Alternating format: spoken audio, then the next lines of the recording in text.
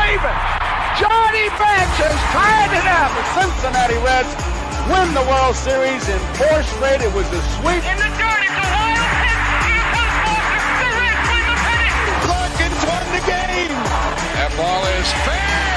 Cincinnati's ahead. 2 games to none. Welcome, Joe Randa to Cincinnati. Adam Dunn has done it again. Benzinger backing and calling. And the 1990 World Championship belongs to the Cincinnati Reds. Marty, yes. This is Adam from Milwaukee. Hey, Adam, how you doing? I'm good. How are you? Good. Do you think Scott Hatterberg's a good player? Dunn up there with the bases loaded. The outfield deep and around toward right, and the 1-0 on the way to the plate. Swung on. Long drive. Right field. And this one belongs to the Reds. And a high drive. Hit back into deep right field. Junior has just knocked the door down to the 500 club. Benson's first home run is a walk-off winner. That ball had a family. And De La Cruz is, oh my goodness, look at this kid run. My, oh my, that is a triple. Matt McClain's first big league bomb. Spencer Steer's first big league hit is a home run to straightaway center field. Joey Votto's done it again. The pitch. Votto swings high in the air. Right field. Yes! He pointed to the dugout to say, I told you. That is Joey Votto's 315th career go-ahead ribby. Only Johnny Bench had more as a Red. And I can't tell you how much it means to play in front of everyone here in Cincinnati as a Red. What a gift. What a tremendous gift. So thank you. Thank you. I think I can speak for all of Reds country. Joey Votto, thank you. High drive. Left center field. Racing back to the line. Bourgeois. The Reds are National League Central Division champions. In the air, left center field. Did he? He did. He did. Reds win. Win. Line into right field. Genius, the first Red ever with 4 home runs in a game. Can you believe it? In the air, down the right field line. Doesn't have a chance. The Reds have won on a 3-run home run on opening day by Ramon Hernandez. A strike away and out away is Homer Bailey. Ground ball to third. Frazier gloves. Throw to first, and Homer Bailey, for the second time in his major league career, has tossed a no-hitter. Oh, are you kidding me? Holy Moses, the second player in major league history to hit 7 home runs in the first 10 games. In the air, and the Reds win. What a dream beginning to a career of Trey Bruce.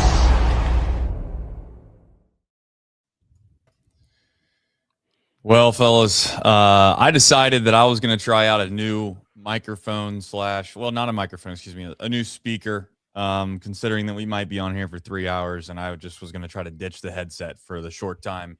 If I have some reverb or there's a problem, you can let me know. I'll put my headphones back on. But until the front office down at Great American Ballpark decides to do something, I assume we'll sit here and kind of go through maybe our reasons as to believe some of the stories or not. Reds have not made a move. Nick, Mike, I guess let's start with this. Just your initial thoughts on it. I know that maybe the nerves are heightening as we get closer and closer to 6 o'clock, but start with Mike. Do you believe the reports that are out there now? The fact that, qualifying offers are the reason we're holding on to guys possibly, et cetera, et cetera.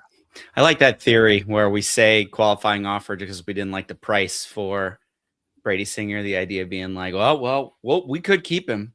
If you don't want him, I guess we could walk away from this deal and keep him. But yeah, I don't know. It's one of those things that, I'm still holding out hope that they're just trying to extract every last bit of value out of people like, Tyler Stevenson or maybe Nathaniel Lowe, Eugenio Suarez. But as the time kicks by, I get less and less optimistic that they're going to be able to, do something that is, going to be effective in helping this team. Nick?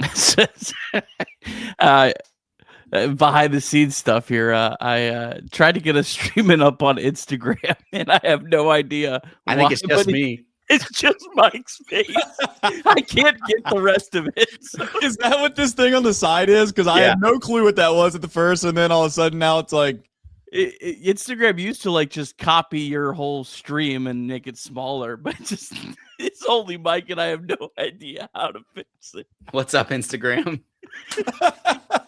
If you got a much better view of Instagram just watching Mike the whole time. But if you do want to see the whole thing, come join us on YouTube. I don't know how to fix that. But I don't know, Trace. Like, I kind of like 50-50 on how much I buy these reports because there's so much posturing being done right now for sure. But also, like, this has been a fear of mine for weeks here, was that the Reds were going to be just close enough to where someone calls down and says, we can't trade. We can't make any trades. We're still right there. So I don't know. I'm avoiding crashing out until about 6:15. You don't not right at 6. That's amateur hours. Amateurs crash out at 6. You got to wait till at least like 6:15. Remember, Mike, we were live. Was it last year? Mm-hmm. Yellow Andujar. That news did come into like almost 6:20. I think it was a very late developing news. Well, I can tell you right now, if it gets to 6 o'clock and the Reds have not traded a single soul, there's going to be a lot of amateur hourism on this show, at least by me. I don't know what's going to happen on this show. I am. I got. It's so beautiful outside in Cincinnati that I know, Nick, you're not privy to that, but it's so beautiful outside that I've been kind of stalking around the house. Like I can't really go too far. As soon as I get somewhere that they're going to trade Stevenson or they're going to trade Singer, and you're going to have to kind of be somewhat around here to make a conversation. And I just don't know. I don't know if Nick Krall and Brad Meter are just, and again, I know this joke's already been said, but they could be enjoying the day in Cincinnati. They already kind of have the deals in place, and they're just kind of waiting. They're waiting to see if something breaks that might change in the next hour or two, but they know they have this deal already in place. Like it's a fact. That's the only thing that's holding me back from being like, oh, this is a major colossal failure as an organization and going down the path of what are we doing? I think most reasonable Reds fans right now are starting to ask themselves, what are we doing? But I kind of made a joke on X. The Reds kind of do have leverage because they're that crazy guy, like the crazy person. You can't negotiate with terrorists. You know what I'm saying? Like, you can't do that, Nick. You don't have any way to rationalize the normal brain with them. So now I would say if you're the Reds, you kind of do have leverage. There's a chance that Cashman of the Yankees thinks to himself, well, you have to trade Stevenson. I mean, you can't just hold on to him. You're going to have to trade him. You're not going to get the prospects that you want. Yeah, you might tell me that Stevenson's the only guy left now that pretty much every other catcher on the board that you'd like to have is pretty much gone. You'd like to think that, the Yankees could be like, you have only one way to go, and so do we. But the Reds can kind of honestly get away with being the crazy person and saying, no, actually, we got a call from our ownership group. We're not even allowed to trade. We're not even allowed to trade Stevenson unless it's a crazy haul. And maybe I'm overly optimistic right now at 310. I do think that the Reds have leverage because they have Stevenson, who is pretty much the only commodity left that I think is realistic to move, that the Yankees and or the White Sox both should want. Maybe I'm nuts. So I'm holding out hope, genuinely. I'm the optimistic one here. And I'm looking at the optimists and they're pessimists. I don't know what's going on. I've had this fear for weeks, man. They don't actually believe, by the way, they don't actually believe that they have a chance to make the postseason. That can't be it. I would say it's more likely that they just haven't been able to find a deal that they feel is fair, and they're willing to go down to the last hour and get this thing done. I hope you're right. I know, Nick, you did mention, I think we did a show a couple weeks ago, that Stevenson should be the person that goes down to the wire, right? I think you'd mentioned this. So when it comes to that deal, Trace, I agree with you. I think that there's definitely, it's been reported now, there's definitely two big suitors, the White Sox and the Yankees. The Yankees thought they were getting Adley Rutschman. The Yankees thought they might be in on Liam Hicks. Those guys are both off the board. It's like, now I think there is the bidding war going on. I think where I'm the most worried is we've got other people besides Tyler Stevenson that should go, that need to get their contracts off the books, that need to be opening up spots for young guys to come up and play. And that is what I'm worried about. It's like, are you guys able to walk and chew gum at the same time here? I think that we need to nail this Tyler Stevenson thing. And maybe that's the only one that's really going to have any consequence to this team going forward, deal wise. Maybe you're right there, but just like, I think that there's other players, there's like a volume of players that should go. And the fact that that's not happening yet is what's got me worried, because maybe we do just make the Tyler Stevenson thing. Like, now we still have Suarez's contract on the book for a guy who's going to be no help to this team. There's Nathaniel Lowe, who's going to be up here potentially blocking a DH spot for somebody like a Hector Rodriguez or something like that. So there's just like all these pieces that I think should go because they're not a part of the future that I haven't seen go up yet. And that's what I'm worried about, because I'm already turned to the next year's, like, show me what the young guys have, so what to be able to, apply for next year. And that's right now, the opening is still not there. Nick, do you think that they believe they have a chance to make the postseason, or is that just that can't be a real thought? I mean, they're only like 2 games further back than the team that was last year that was buyers. I mean, like, so you really do think that there's a chance that they believe they have that they should not move these guys because when you say they, I bet there is internal discourse in the Reds organization on what they should be doing right now. I think there are some people that think that, hey, we still have a chance. Where our trade chips aren't going to bring us back blue collar prospects, blue chip prospects, whatever you call them. And why not just kind of ride this thing out? I'm sure that I guarantee you there are people in the Reds organization that believe that right now. And I'm sure there are people in the Reds organization that are like, we should be trading hard. We should be going hard and heavy right now. We have the 25th best farm system in baseball. We need to improve that. And I bet there's a lot of internal discourse right now going on, and has been going on. And ultimately it's who has the final gravel at the end and gets to make the decision on what to do. I hope. I'm just looking at the prospect rankings as we speak, and it's one, depressing, but I guess the other thing would be like the teams that you're also sitting here trying to leverage and negotiate with aren't in the world's best spot either. I mean, if you're looking at it, the White Sox come in middle of the pack. They're 16th ranked. Now, again, how much credence you put into these rankings, I guess that would be the argument. But you have the White Sox at 16, and then I have continued to scroll down unless I have missed them. The Yankees are at 26th. So it's not as if these two organizations that you're trying to play hardball with have a significant amount of prospects that they could probably give away and feel as if their farm system is still in a good spot.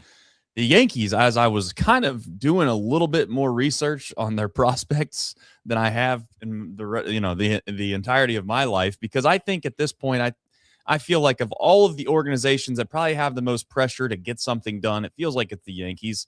They're a team that has fallen short of expectations year after year after year. And yes, although they're not the Reds by any stretch of the imagination, that is a starving fan base to a certain extent. And I think that if you try to convince that your fan base and even yourself, if you look at yourself in the mirror and you try to convince yourself, I keep wanting to call Austin, is it Wells? I keep wanting to call him Austin Wins. And if I do that on this show, you get the point. But the truth is that's about the same. I mean, I guess Wells probably a little bit better. He's a good defensive catcher. But there's no way you're going to be able to go into the postseason with him as your everyday catcher and have absolutely no backup there. So they have to make a move, and Stevenson's the only guy left. And I made the joke. It's like the 19-year-old kid they have. It's a shortstop would be hilarious if that's who the Reds got, because I can only imagine the discourse that would happen on Twitter. Did I mispronounce this kid's name? Trace, I got to get your initial reaction to this news. Oh, no. The Pittsburgh Pirates have just made a trade with the New York Mets. The Pirates have acquired Luke Weaver. Okay. And they traded away Sammy Stafora.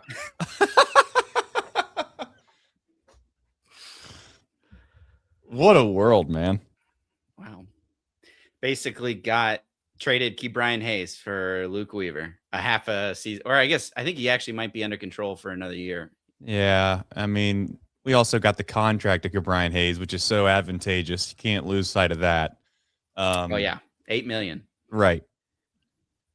Yeah. I mean, if a steal, if you think about it, I don't know. I have no comment on that. I like, that's the other part of this that I guess doesn't get talked about enough either. There's only a handful of teams that have a real chance to win a World Series.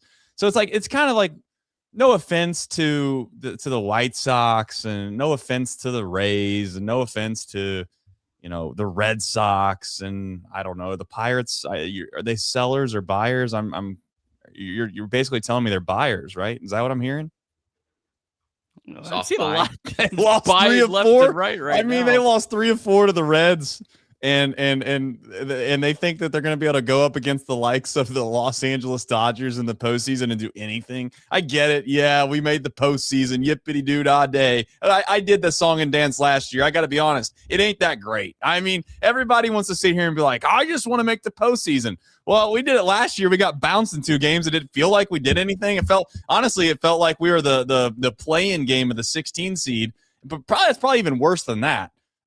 Because those teams actually have a chance. We never really stood one, and we didn't even get a chance to pitch 2 of the guys of our big 3 that we always brag about. But I digress. I don't know why, if you're one of these organizations that's a fringe postseason team, you're even considering giving away prospects, because it's a mute point. You're irrelevant. And maybe I'm overly pessimistic on all that, but the fact that the Reds are even below all these teams and consider themselves possibly making themselves, stand pat is hilarious. So I'm not going to believe the reports, men. Not going to believe them. I'm going to believe that we have a front office that is understanding of where we're at. They're just using as much leverage as humanly possible. And we're playing a game of chicken all the way up till 6:00. So we'll be here to talk about it. I would believe that if I thought the Reds front office actually was the one who was in charge of making the decisions. So to be clear, Nick, but I do not believe that Nick Krall and Brad Meter are allowed to make the decisions. All right. I think they get overruled by the manager. I think they get overruled by the owner, and I think they get overruled by other people that I'm going to remain nameless at this point. But we did have another move, Trace. The Brewers acquired Dustin May and JoJo Romero from the Cardinals. NL Central and NL Central crime. What's up with all these interdivision trades? I don't think other teams care. I think, you're just trying to get yourself better. But yeah, the Reds winning that series from the Cardinals helped the Cardinals get some more prospects. Cubs made two trades as well for starting pitchers. Well, I guess it also got rid of the Brewers prospects from the Brewers. Can't have it both ways. Can't have your cake and eat it too, Nick. Come on. So the best farm system in baseball gave away some of their prospects to another team in the division.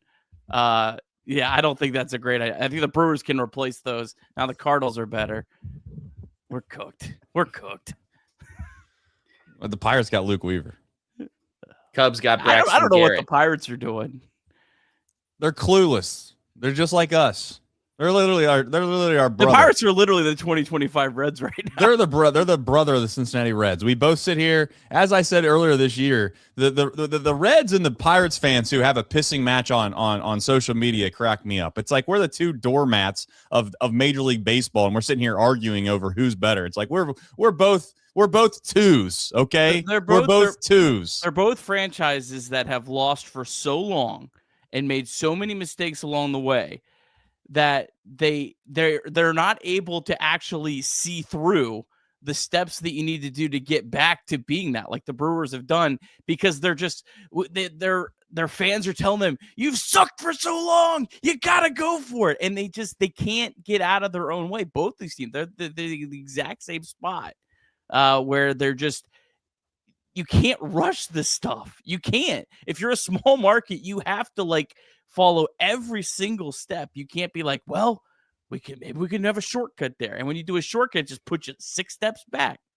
All right. So some meat and potatoes here. Obviously, I want to read. I'll get to it here in a minute, but I'll give you the paraphrasing of it. The idea that the Nick Krall in the front office is okay with holding on to Brady Singer because they are willing to maybe giving him a qualifying offer when the season's over. I got 2 schools of thought here. Mike brought up a great point in the group chat that we're in, saying, is this even a thing in the new CBA? Like, how is that even a possibility with the qualifying offer thing? Because I assume the new CBA would have to include these things, but maybe it's foregone conclusion that they'll stay. But not only maybe will it go away with the fact that that the qualifying offer doesn't exist with the new CBA, I would also say they're taking that qualifying offer. Am I crazy for saying that? Like, there's no way in the world Singer and or Stevenson is not taking a qualifying offer, which then yields you nothing. I think there's a possibility that Brady Singer could accept a qualifying offer. Pitchers are weird, but this is the problem. If you really, in your heart, believe that Brady Singer could be valuable enough to accept a qualifying offer, then why the hell are you not trading him right now? Like, if he has enough value to be worth $22 million next year, why are you not trading this guy? 40 chess, Nick. 40 chess. Because they're not getting what they want in return, so they're just gonna boast about the fact they don't have to trade these guys. They're going to trade them. It's 3:23. We got till 6 o'clock. Let's start with that. I want to make it very clear they're going to trade these guys. Period. There's no reason to get upset overly yet. Okay, if it's 6:30, we'll have a crash out session here on Chatterbox Reds, but that's just not going to happen. It's not. And to be honest, I'm saying it's not because it's unfathomable. Optimistic. I'm not comfortable. I'm like squirming. It's unfathomable that they would not trade these guys, Nick. I get it. I get you're nervous about it, and I understand that Bob has probably a direct line to Nick, and he's calling him right now on speed dial, saying that he just got around to Facebook's interview that he's seen with Tyler Stevenson. And now he's probably recontemplating some things. So maybe Bob is in his feelings and whatever. But truth is, I still don't think that's even reasonable to sit here and say, well, we're not going to trade them because of XYZ. Impossible, actually. And it's 320. It's 324. 8 super chats. We should probably start knocking these out. Yeah. All right, you go for it. All right, this one was before the show even started. I mean, this is a leader of men if I've ever seen one. I mean, this was 17 minutes before we even hit go live, maybe 19 because I might have been late. The ambiguous KMC, T-minus 3 hours to turn this thing into Chatterbox Guardians or something. The Reds do not deserve any of us. I don't know. I mean, if people keep watching, we're going to keep doing this. Another one, man, the ambiguous KMC is on fire. Would be awesome if Seabucks made an alternate intro for days like this when we're all collectively disappointed, pissed off. It's a good idea. That's a good we'll get the clip of. It's a lockout project. We'll get that's a good one. We'll get the clip of Sadak when he's just like, enough's enough. with Hayes. I mean, he'd had it with Hayes. He had absolutely had it with Hayes. Sadak was over it. I'm sure we have plenty of Cowboy clips that we could go through. I don't think there'll be a shortage of those. Marty, obviously from his day, probably had a few of them. There's plenty of opportunity for us to go find some disdained Reds broadcasting moments. Yeah, this is great. I think we could use this. Like, this could be like you only save this for the worst of the worst losses too, and you play it for those. Like, not just like casual. Like, it's the worst of the worst. It reminds me of back when I wrote for Red Leg Nation a long time ago, back when blogs were the big thing. We used to do game recaps for every game. And the guy that was in charge said that on days where it was just so bad that you just couldn't do it, they could put up a goat, and they called it Milton for Eric Milton. And so, like, this is like we're pulling the Milton. That I like that idea. That's a good idea. Good lockout project. All right, Spence loves ZL. Hey, Trace, he was on the Rays. It was the A's. Oh, that's like that super chat comes in like 4 times a year. I still don't understand it, but you know what? I've grown to appreciate it. Our guy still fired him off. The ambiguous KMC. Sorry, it's 3:08. I'm crashing out. I understand. The guy with Trace Fowler's face. Willie Major Reds. He was on the Rays. You know the rest. Love you. I don't know what's going on. Hanky, who's your red leg? Trace, I love you 3000. It was on the A's. What is happening? I'm glad some people get it. I have no clue, which makes it all the better, I think. Leave it at the table 26. I really do understand the sentiment, but Tito wasn't here when we only traded Lucas Sims in 2024. LOL, it's possible this front office is just inept and incapable. Much love through all the pain. Yeah, I mean, that's a fair point. I did that show too. That was a brutal day. Yeah, I don't think the Reds had as many rentals though in that year. They had players I think they should have traded then, but they didn't have like the obvious Tyler Stevenson and Brady Singer that year is maybe the biggest difference. Kyle Lay 6858 just $2 for enjoying the show. Then he does another one. Maybe he forgot how to do it. I think I'd like to see Matt McClain in center field. This is a troll job. This is a troll job. We've now entered the let's poke the bear all night on Trace. I'm not doing that. I'm trying to be the optimistic one here. All right, we got pessimistic Kirby. That's what they say about him. He's never happy. Never sees the sunny side up. And I'm trying to keep Nick out of the deep end here on Chatterbox Reds trade deadline. We got Mike, who's the most rational one. That's why he's in the middle, and he's on Instagram, which is very important. And the other thing that I'd like to say to Kyle is shout out to looks like he's married. He's got better things going on in his life outside of the Reds. So, remember those things.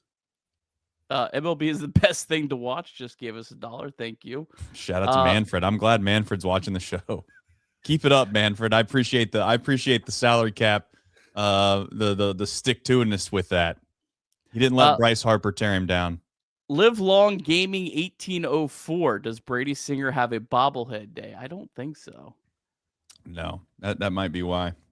Speaking of which, the A's not the A's, the Angels. Shout out to the Angels for trading. I think it was Adele who has a bobblehead day next week.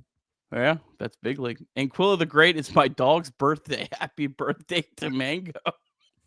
Happy birthday, Mango. Mango, Mongo. Neil Harris. I'm a Reds fan until I die. Sean Krutka, idea for a new intro. 4 minutes of toilets flushing and fart noises, ending with where else she gonna go? Harry Cox. But what if Burrow doesn't win a Super Bowl? These are top rate. I love it. Sam George going to hang my sell the team Phil banner over my balcony facing the ABP on the banks after the deadline concludes. And then Ben the Wizard. I hope Will Benson is smiling. Hashtag Will Benson. He's probably enjoying 4th Street Live as we speak.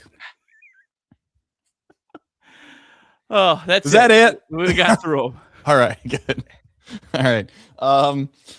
We still haven't got any new sources on the old social machine. Can't wait to. At some point, there'll be breaking news on this show. Until then, we'll sit here and we'll speculate. If you were to check out the Yankees prospects, they have essentially pretty much a major league ready player that plays third base and shortstop that there's 0% chance that you get, and Lombardi. And then you have Lombard, I should say, not Lombardi, but hey, shout out to the Green Bay Packers. And then they have a young kid, 19 years old, that ultimately would be another probably of interest to the Reds, but I still don't think that maybe that's the hang up. They're asking for one specific prospect that's higher rated instead of maybe a couple different guys that the Yankees think would balance it out.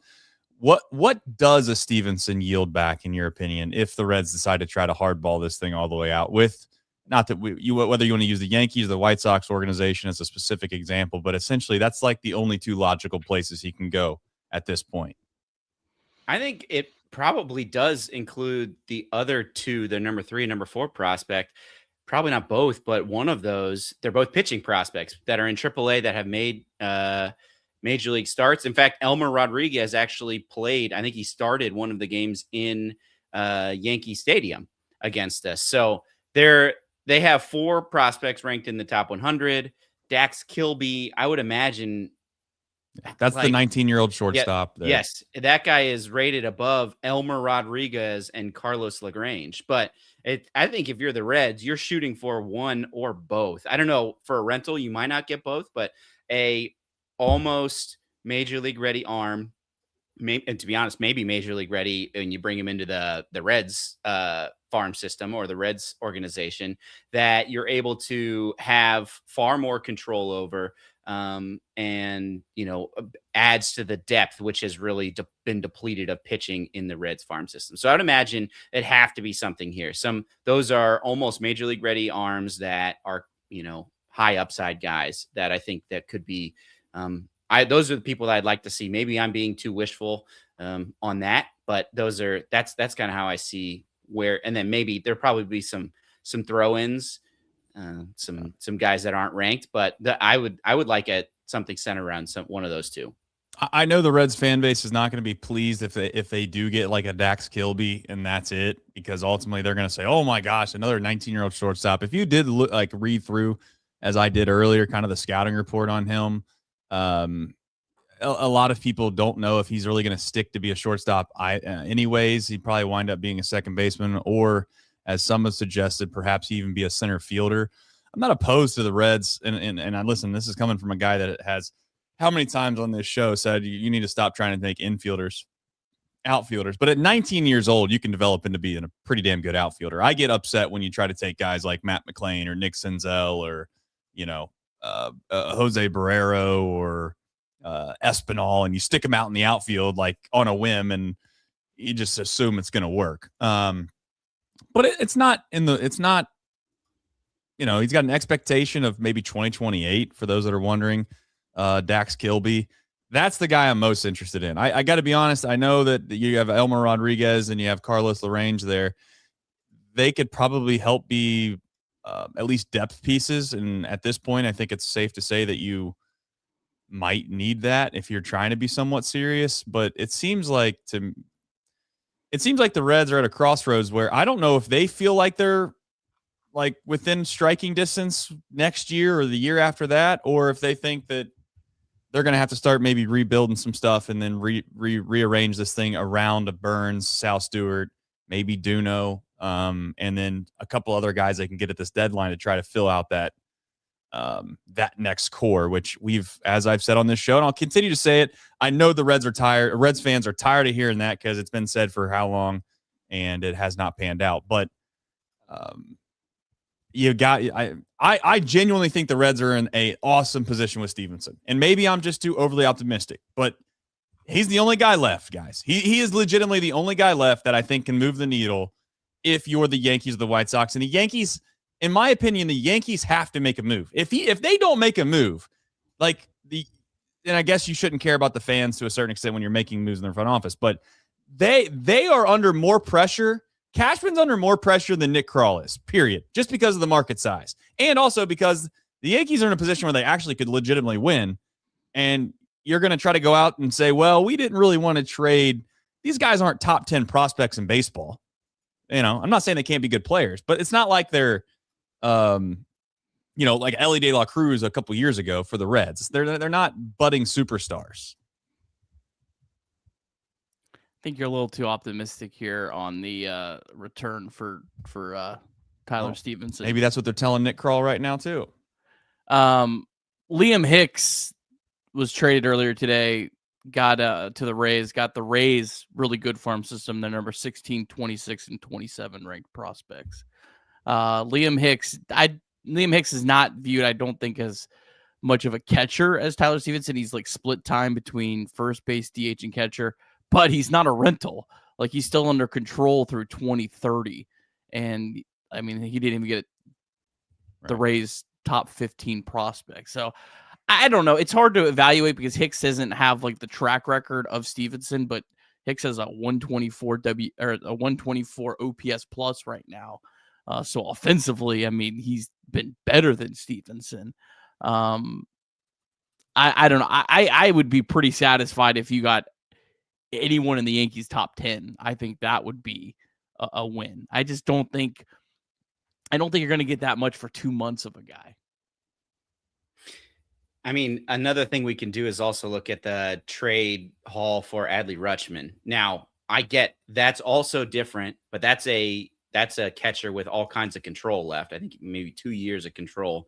But if you look at that haul is, I think a lot of people could look at that. I think they got the Red Sox 2, 4, and 5 prospect plus a major league ready catcher going back to Baltimore. So I think that that's also a data point, right? I would imagine that Stevenson falls somewhere in the middle there for the reasons that we talked about. I wonder if it's closer to closer to Boston or closer to Tampa. So I don't know. I'm looking at what you just mentioned, obviously, with what the Rays gave up.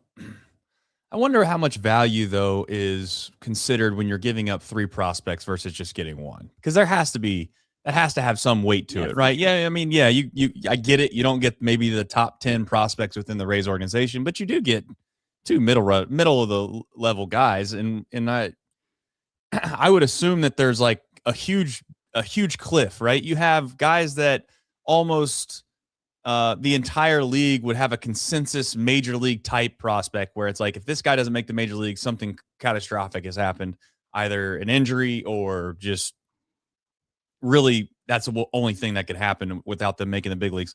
And then there's this huge cliff where there's just complete and utter, discourse on opinion of whether or not guys are good or they're not good. And I would like to think that at any time you get outside, I don't know, Nick, you know more about this than I, but anytime you get outside the top 20 prospects in baseball, I'm talking about the top 100, that literally the top 20, is it safe to say that once you get past that, like, you can make the case that they might not end up being like a legitimate big league player? Yeah, the further down you go, certainly the more risk you have. Yeah, I wonder where that delta is. Like, where do you think that delta is? Because I mean, obviously, you could even say the top 10. I don't know, but maybe it's the top 50. I'm looking at it, and it's like Max Clark, oddly enough, is 13, and he just came up, so clearly he's going to make the big leagues. He's made the big leagues, but at the same time, you got a guy like Eli Willits who's an A-ball, and he's the 3rd best prospect. It's like there's no guarantee he gets the big league now, probably. But it's just such a, I don't want to say a crapshoot because I don't think it is as much as it used to be. But I don't know. If I'm the Reds, I'm holding steadfast on what I believe I should get back for Stevenson, because I think that the Yankees will crack. Personally, I think that they will, because they have, maybe I'm overly optimistic, but they have a lot more riding on this than we do. in my opinion. Even though we as Reds fans might feel like this is exceptionally important, if you're the Yankees, you're trying to win the World Series. There's a guy out in the market that can help you win the World Series. You're not going to give up one of these guys you're not going to give up a 19-year-old kid to help you. That's a hard sell if I'm a Yankees front office guy to the fan base. Like, no, we're going to hold on to this guy who's 19, hasn't really proved anything, and we're going to go into the not Austin Wins, Austin whatever his name is, and try to win a World Series with him at catcher with a 500 OPS, by the way. Two thoughts on that. First off, I'm fine running it up till the deadline on Stevenson, but at some point you do have to, I think, take whatever you can get. Like, there's a point where you just have to say, like, this is it. I mean, because you're not doing a qualifying offer, and there's just no point in holding him. From the Yankees' perspective, yes, I mean, like, you can't just hoard prospects when you're that team, but I think the Yankees also had to learn the hard way that they have to still play the prospect game like everyone else.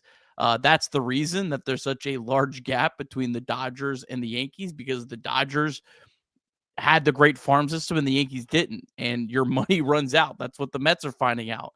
The Mets just tried to spend, and if we don't have a farm system to supplement, it means nothing. So, like, from the Yankees' perspective, like, I still think you could just be, going all in on tiny pieces to help you. But there has to be like a balance there. So, like, that's something to kind of, I don't know, kind of keep an eye on. Yeah, and listen, I think the chat's sitting there saying that I'm personally, and I don't say I, but maybe Stevenson's being overvalued right now in these conversations. Value is all perspective. I mean, that's how I've always viewed it. It's like, yeah, there are times in life where that you might say that this is only worth this much, but based off of the circumstances, it depends on what circumstance you're in and how much you're willing to pay for something.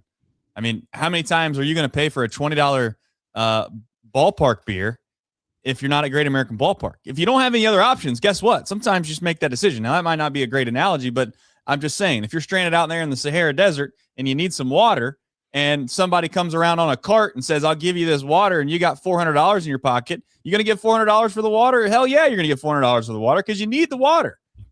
Now, you might not do that when you're standing in the middle of a supermarket, but that's my point. This is the Yankees. They're in a spot, in my opinion, where there's nobody left. And I would literally be like telling Cashman, look, this is the deal. Take it or leave it. I don't give a damn. We're not good. My ownership doesn't care. My ownership's not going to care. And I'll hold on to Stevenson for the rest of the year. And you might say it's the dumbest move in the history of baseball, but you know what? You don't have Tyler Stevenson, right? And you're going into the playoffs with Austin Wells. Good luck. Click. We suck. It really, we are. You know what the best spot you sometimes can be in life is when you're in the depths of I don't want to say hell, but when you're at the very bottom, there's only one way to go, and that's up. And I get it. We need to trade Stevenson.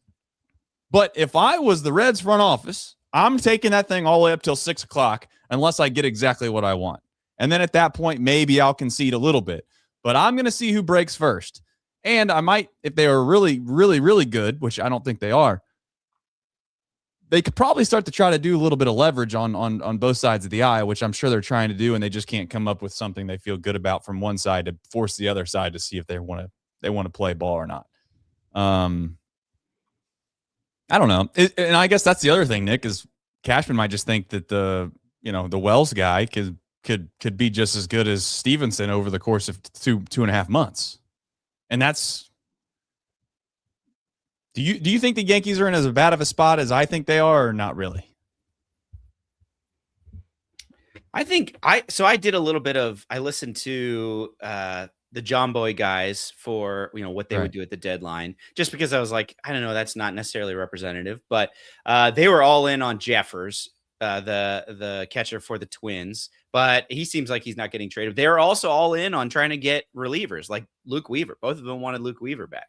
So I think there is a level of kind of desperation that will come, because especially when you're a You're a team like the Yankees that not only has World Series aspirations every year that have not been realized, but also has a lot of, it's just like, if you have these resources, you need, expectation from the fans to go do something.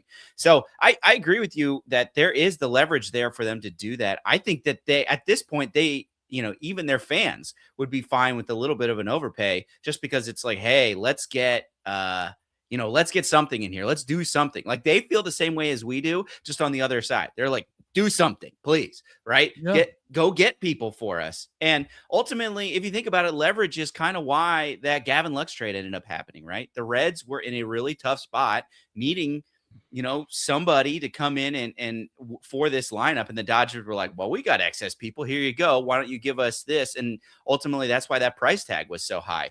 So, you're right. I think that the leverage, while in a vacuum, you're like, Tyler Stevenson is not somebody that, I think in a vacuum would command that much, but, leverage is a dangerous thing. So I'm with you. I think that that's the case, that they probably have a preliminary.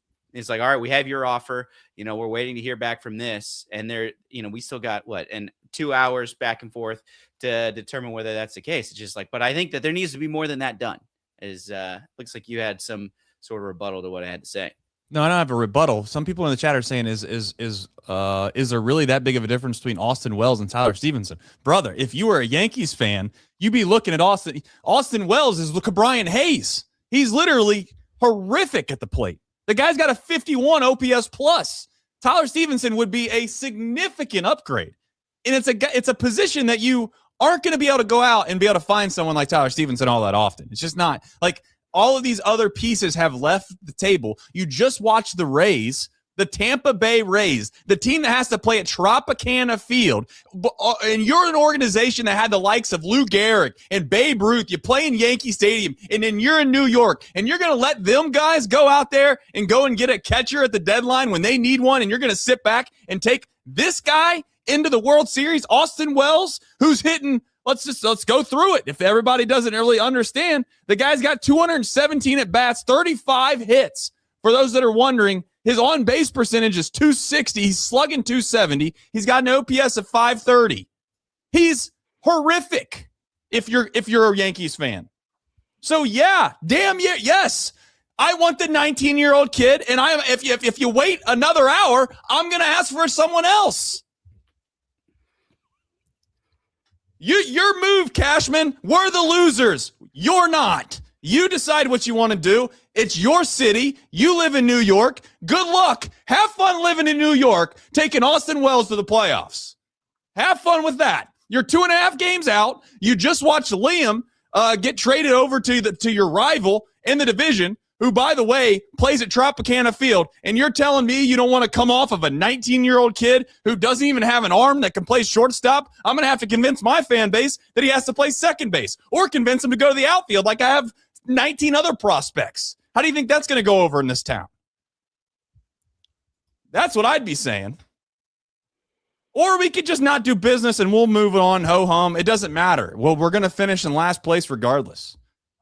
The fan base already hates me. I'm getting fired at the end of the year. You think I give a damn whether or not I trade this guy or not? There you go. That's how I'd work. Mike Petraglia, this is the guy who is basically the head honcho for StatCast. Typically, I think someone I really genuinely respect his work and stuff. Just put out this tweet 16 minutes ago. Every Yankees fan is freaking out about needing a catcher, and Wells hasn't been good, but also it's hard to see where they go. He says Jefferson, Goodman probably aren't moving. Stevenson is a poor defender and just an okay hitter. Not a lot of options there. I'm surprised that he said that. I mean, okay hitter, like he's a 352 expected weighted on base average. Like that's the StatCast stat. Like for a catcher, that's like elite. And I don't know, maybe he's just kind of judging it off of like the past where Tyler Stevenson over his career has been an okay hitter. But I feel like what he's done over the last 2 months has felt very sustainable and feels like right now he's a really top-notch hitting catcher. But it's just someone else's. It's nice to see other people's perspectives from outside of our Reds bubble. So I'm just sharing that to share that. I don't agree with that. but that is a perspective that I did see. Okay, and that's good perspective. But what I would tell that clown is that if I'm being honest, is if let's just say Austin Wells was just slightly below a league average hitter, right? Just slightly below. The delta between Austin Wells and Tyler Stevenson when it comes to offensive production would be like getting an MVP caliber catcher if Austin Wells was just below average. That's how piss poor he is. And that's my point, is like you are getting a 108 OPS plus hitter versus a 50. You can't sit around and act like that's not a massive upgrade at a position of premium. Evaluating catchers is so difficult right now because we have so many different metrics and everything shifted with OBS. Austin Wells is an elite framing catcher. Tyler Stevenson is literally one of the worst framing catchers, but Stevenson is great at challenges.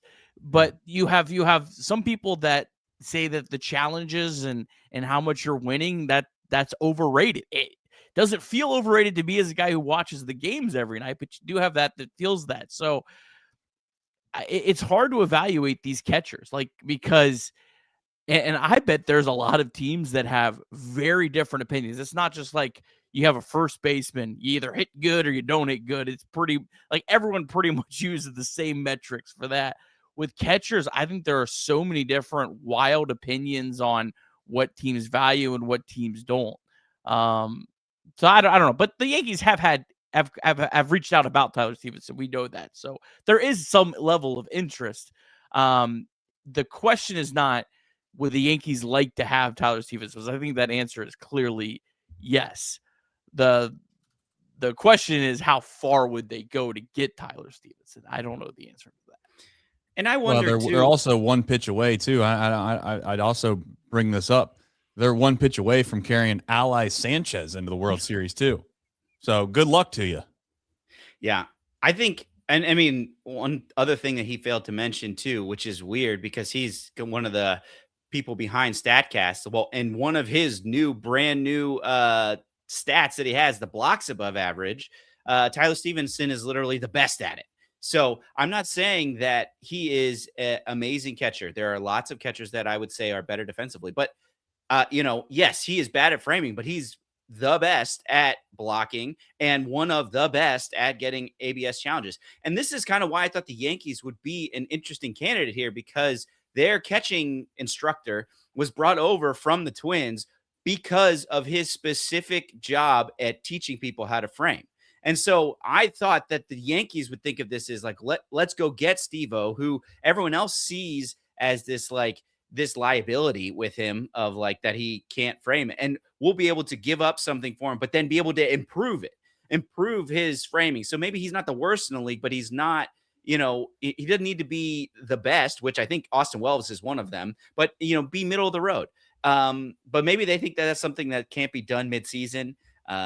Maybe that's something that they don't want to pay a premium for. I don't know. Another thing you need to consider is trading catchers has got to be tough too, because catchers are the ones that run the pitching staff. So Tyler Stevenson goes to the Yankees. Like, he has to learn a brand new pitching staff. He has to learn their tendencies, what they like, how they are able to, what their trajectory is, all that kind of stuff. So there's that factor to go into it. But I'm with you, Trace. Like, to me, the needs of what your team has should greatly outweigh that, because there is just a level of need you have there offensively that Tyler Stevenson is able to bring. And I don't think that there are any other options out there for that. The only other crazy thing that we've not brought up yet that I genuinely think could possibly be taking a while is when you are trading away a high-level player on this team, and you're trying to include that in a deal that might also come with the likes of a Brady Singer and or Tyler Stevenson. Now, I don't want to go down that road because I don't know how realistic it is, but it wouldn't shock me if the likes of a Hunter Green comes out with someone that then you're like, what? And then that justifies maybe why this thing took a little bit longer than usual. That's a possibility too. Not one that's been talked about, not one that's been speculated a whole lot, but certainly is one that's been floated around. And I've said this 1,000 times on this show this week, and I'll say it one more time. They are shopping Hunter Green, and they are going to trade Hunter Green if they get even remotely what they would like back in return. I think Hunter Green has ran his course with whoever it is that's making decisions for this organization, and they've tried multiple times now to make that move. And it reminds me very much like the Jonathan India situation where, oh, yeah, I mean, he's on the market, and then all of a sudden the next breath, it's like, well, we really value him. We want him back. And at some point, the dam breaks. Jonathan India gets moved. And oddly enough, I guess in a weird way, full circle moment, Brady Singer is a part of that. And now Brady Singer is probably maybe a part of that next wave of trades that shapes this franchise to a certain extent. But don't know if you want to take that and run with it at all. But the reality is that's also still in play. Something we haven't really thought about. Many probably haven't discussed, but it's possible. It is. The Reds have avoided doing that. They've had several opportunities where they could have done that with Mike Moustakas' contract, with Jeimer Candelario's contract.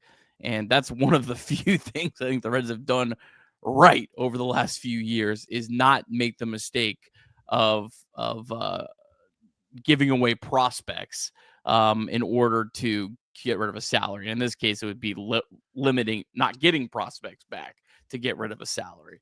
So they have avoided that to this point. One thing I would actually give them credit for, and I hope they don't start doing that because that is one of the big mistakes a small market team can do. I think the Reds made that mistake with the Homer Bailey deal. Didn't exactly bite them as much as it could have if Josiah Gray would have panned out as well as I think he could have. And I think the injuries were a big part of that. I think the Reds have gotten lucky. The Reds have really gotten lucky on some of these trades that they've made that the prospects didn't pan out. And eventually that luck's going to run out. Mike Sirota might be the one where the luck runs out. CES also in a different way might be where it runs out. But the Reds have traded some players like Josiah Gray for basically nothing. And it didn't bite them, but it very well could have. All right, let's reset here. As I'm sure there's people just tuning in. There's over 1,000 people watching this show. Yeah, probably 700 of them are Yankees fans. They're screaming along with me. I'm telling you, Cashman better wake up, Nick. Somebody better wake him up in New York, or else he's not even going to be able to get back to his apartment or whatever the hell he lives in anywhere over there in New York, because they're going to have pitchforks right outside Yankee Stadium, and I don't blame them.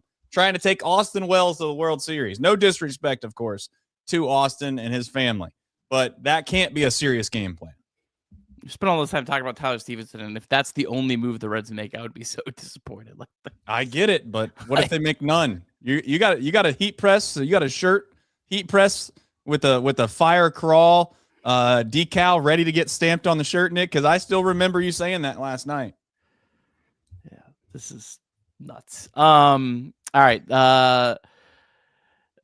The latest report that we've seen with the Reds was from Mark Feinsand 26 minutes ago. The Reds are still discussing a number of their rental players with multiple clubs, but a source said it appears that Cincinnati will hold on to impending free agent Brady Singer, who could be a qualifying offer candidate, which is wild to me, but that is the latest report. We do want to make mention of our sponsors here on Chatterbox Reds, who we greatly appreciate, who have supported us all year long. First off, our friends over at Sharefax Credit Union. Sharefax is a not-for-profit financial institution owned by its members that returns earnings to them through lower fees and better rates in addition to traditional banking options. Sharefax Credit Union is an equal opportunity lender and insured by NCUA. Also, Braxton Brewing Company. Trace, you're going to get out a beer if you're going to crack open a ballpark beer if we trade Tyler Stevenson? They're stacking up. They're stacking up for every hour. I'll have a pyramid by the end of this show if you let me keep up with it. Let's not get into the fact that we could go to 6 o'clock on this show and have nothing happen, because if that's the case, it might be the best show in the history of Chatterbox for all the wrong reasons. We did, yeah. We did that somewhat in 2024. We had Lucas Sims and then 6 hours of me sitting there. But Braxton Brewing is the official craft beer partner of the Cincinnati Reds. Crack open a ballpark beer, a crisp German-style light beer crafted for 9 innings and hot summer nights. Grab a cool one at Great America Ballpark, Braxton Tap Rooms, or your local retailer. Braxton Brewing, brewed for Reds country. And last but not least, Richter and Phillips. They have first look appointment designed for people just starting out in their engagement ring journey. Try an engagement rings in person, compare styles, ask questions, and learn at your own pace with a dedicated jewelry specialist. Perfect for shopping solo or with your partner. They're available on Thursday evenings when they're open late between 5 to 8 p.m. Book on our website or in our podcast description. Have a ton of supers. We're just going to have to kind of plow through these. There are everyone supporting. Hey Nick, there are some landmines in there, so can you read these, Trace? So Ron Burgundy. The next one? Just be careful. I'll look at the next. Can you read these and I'll read them. Yeah, sure. Reds and D-backs, the only teams that haven't made a trade. Fun times, as Jacob Doyle says. Yes, it is fun times, but as I said, I'm going to be optimistic. We are taking this thing down to the deadline, and we're going to get everything we want.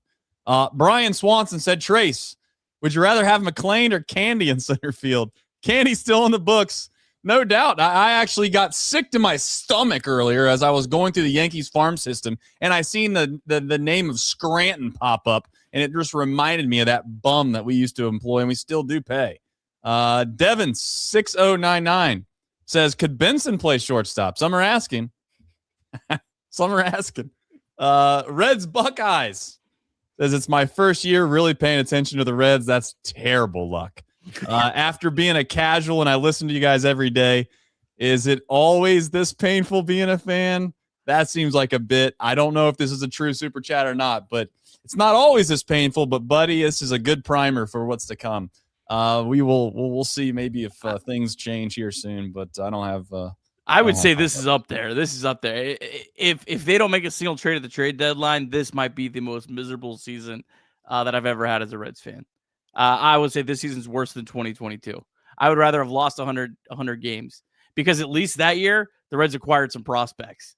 At least that year the Reds farm system was ranked number 5 in baseball. They're 25th right now, and they're not doing the most obvious thing. And this team has sucked all year and not lived up to expectations. So yeah, the good news is the schedule in September looks relatively easy for those that are wondering if we still have a chance. That's also with Chase Burns probably getting shut down, but that's here nor there. Wright State heads college basketball coach chiming in. That isn't Wright State's basketball coach. That's Green Bay's basketball coach. Shout out to what the hell's the guy name that does the radio sports talk show? Something with a G. I can't remember. Doug Gottlieb. Yeah, Gottlieb. Are the Reds better now than they were a year ago? Some are asking. I don't know if that's an old bit on OTB or not, but the answer is no. JHS Nivel B says, fingers crossed, hoping Carl gets a CES and Kyle Nicholas back. Caleb Kelly says, here's a buck. Here's your fan firing him off. Nick, I can only read so fast. I went to public schools, man. Wish it was as simple as us having a bad game. Ownership seems to be making the calls. It could be that. I mean, that is 100% Nick Kirby's take is that he is basically Nick Krall a puppet. And so is Brad Meter. They're just over there, just pop, pop, pop, pop, pop, pop, pop. Oh, hey, see Trent, throw this out there for us. Please throw that out there. It's like, I don't believe any of the reporting, by the way. I think it's all hogwash, but that's here nor there as well. This isn't a bad game. This is just this is the Reds franchise.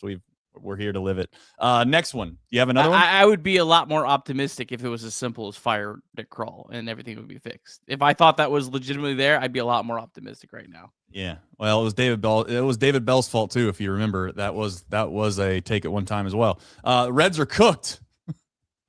With the $4.99 super chat says May Romero gets a return, but Singer and Burke can't. Krall obviously called one team and they said no. And he said, well, can't trade him. Let's go.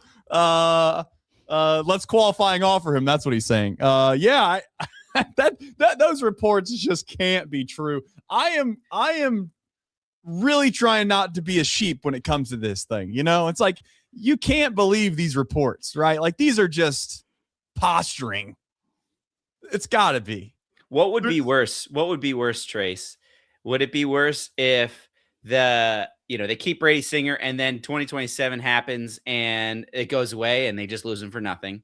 or they do keep him and he accepts it and then he's terrible. Like, which would be worse? Listen, this wouldn't be the first time that they thought they were going to play 4D chess, offer a qualifying offer to a starter, and then all of a sudden realize, oh crap, they can accept this thing.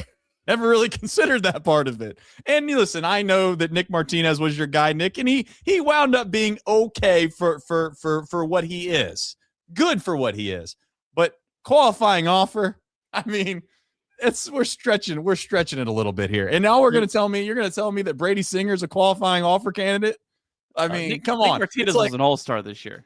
Oh, I know. I know. I heard all about it. We could have gotten him over Eugenio Suarez. And I've heard that. Pepper Westwood. This is your... It's fine. It's fine. Right. We're having fun. We're having fun. All right. Make them read it. Yeah, listen, I read these things because I am literally Ron Burgundy. I don't have any culture to me. So if I say something wrong, I want to say there's an asterisk. I can't be held liable for what I read on these internets.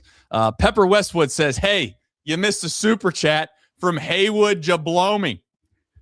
Yeah, that's fine in the threshold. I mean, we're talking like we're trying to avoid racism and stuff like that. Like, that's fine, whatever.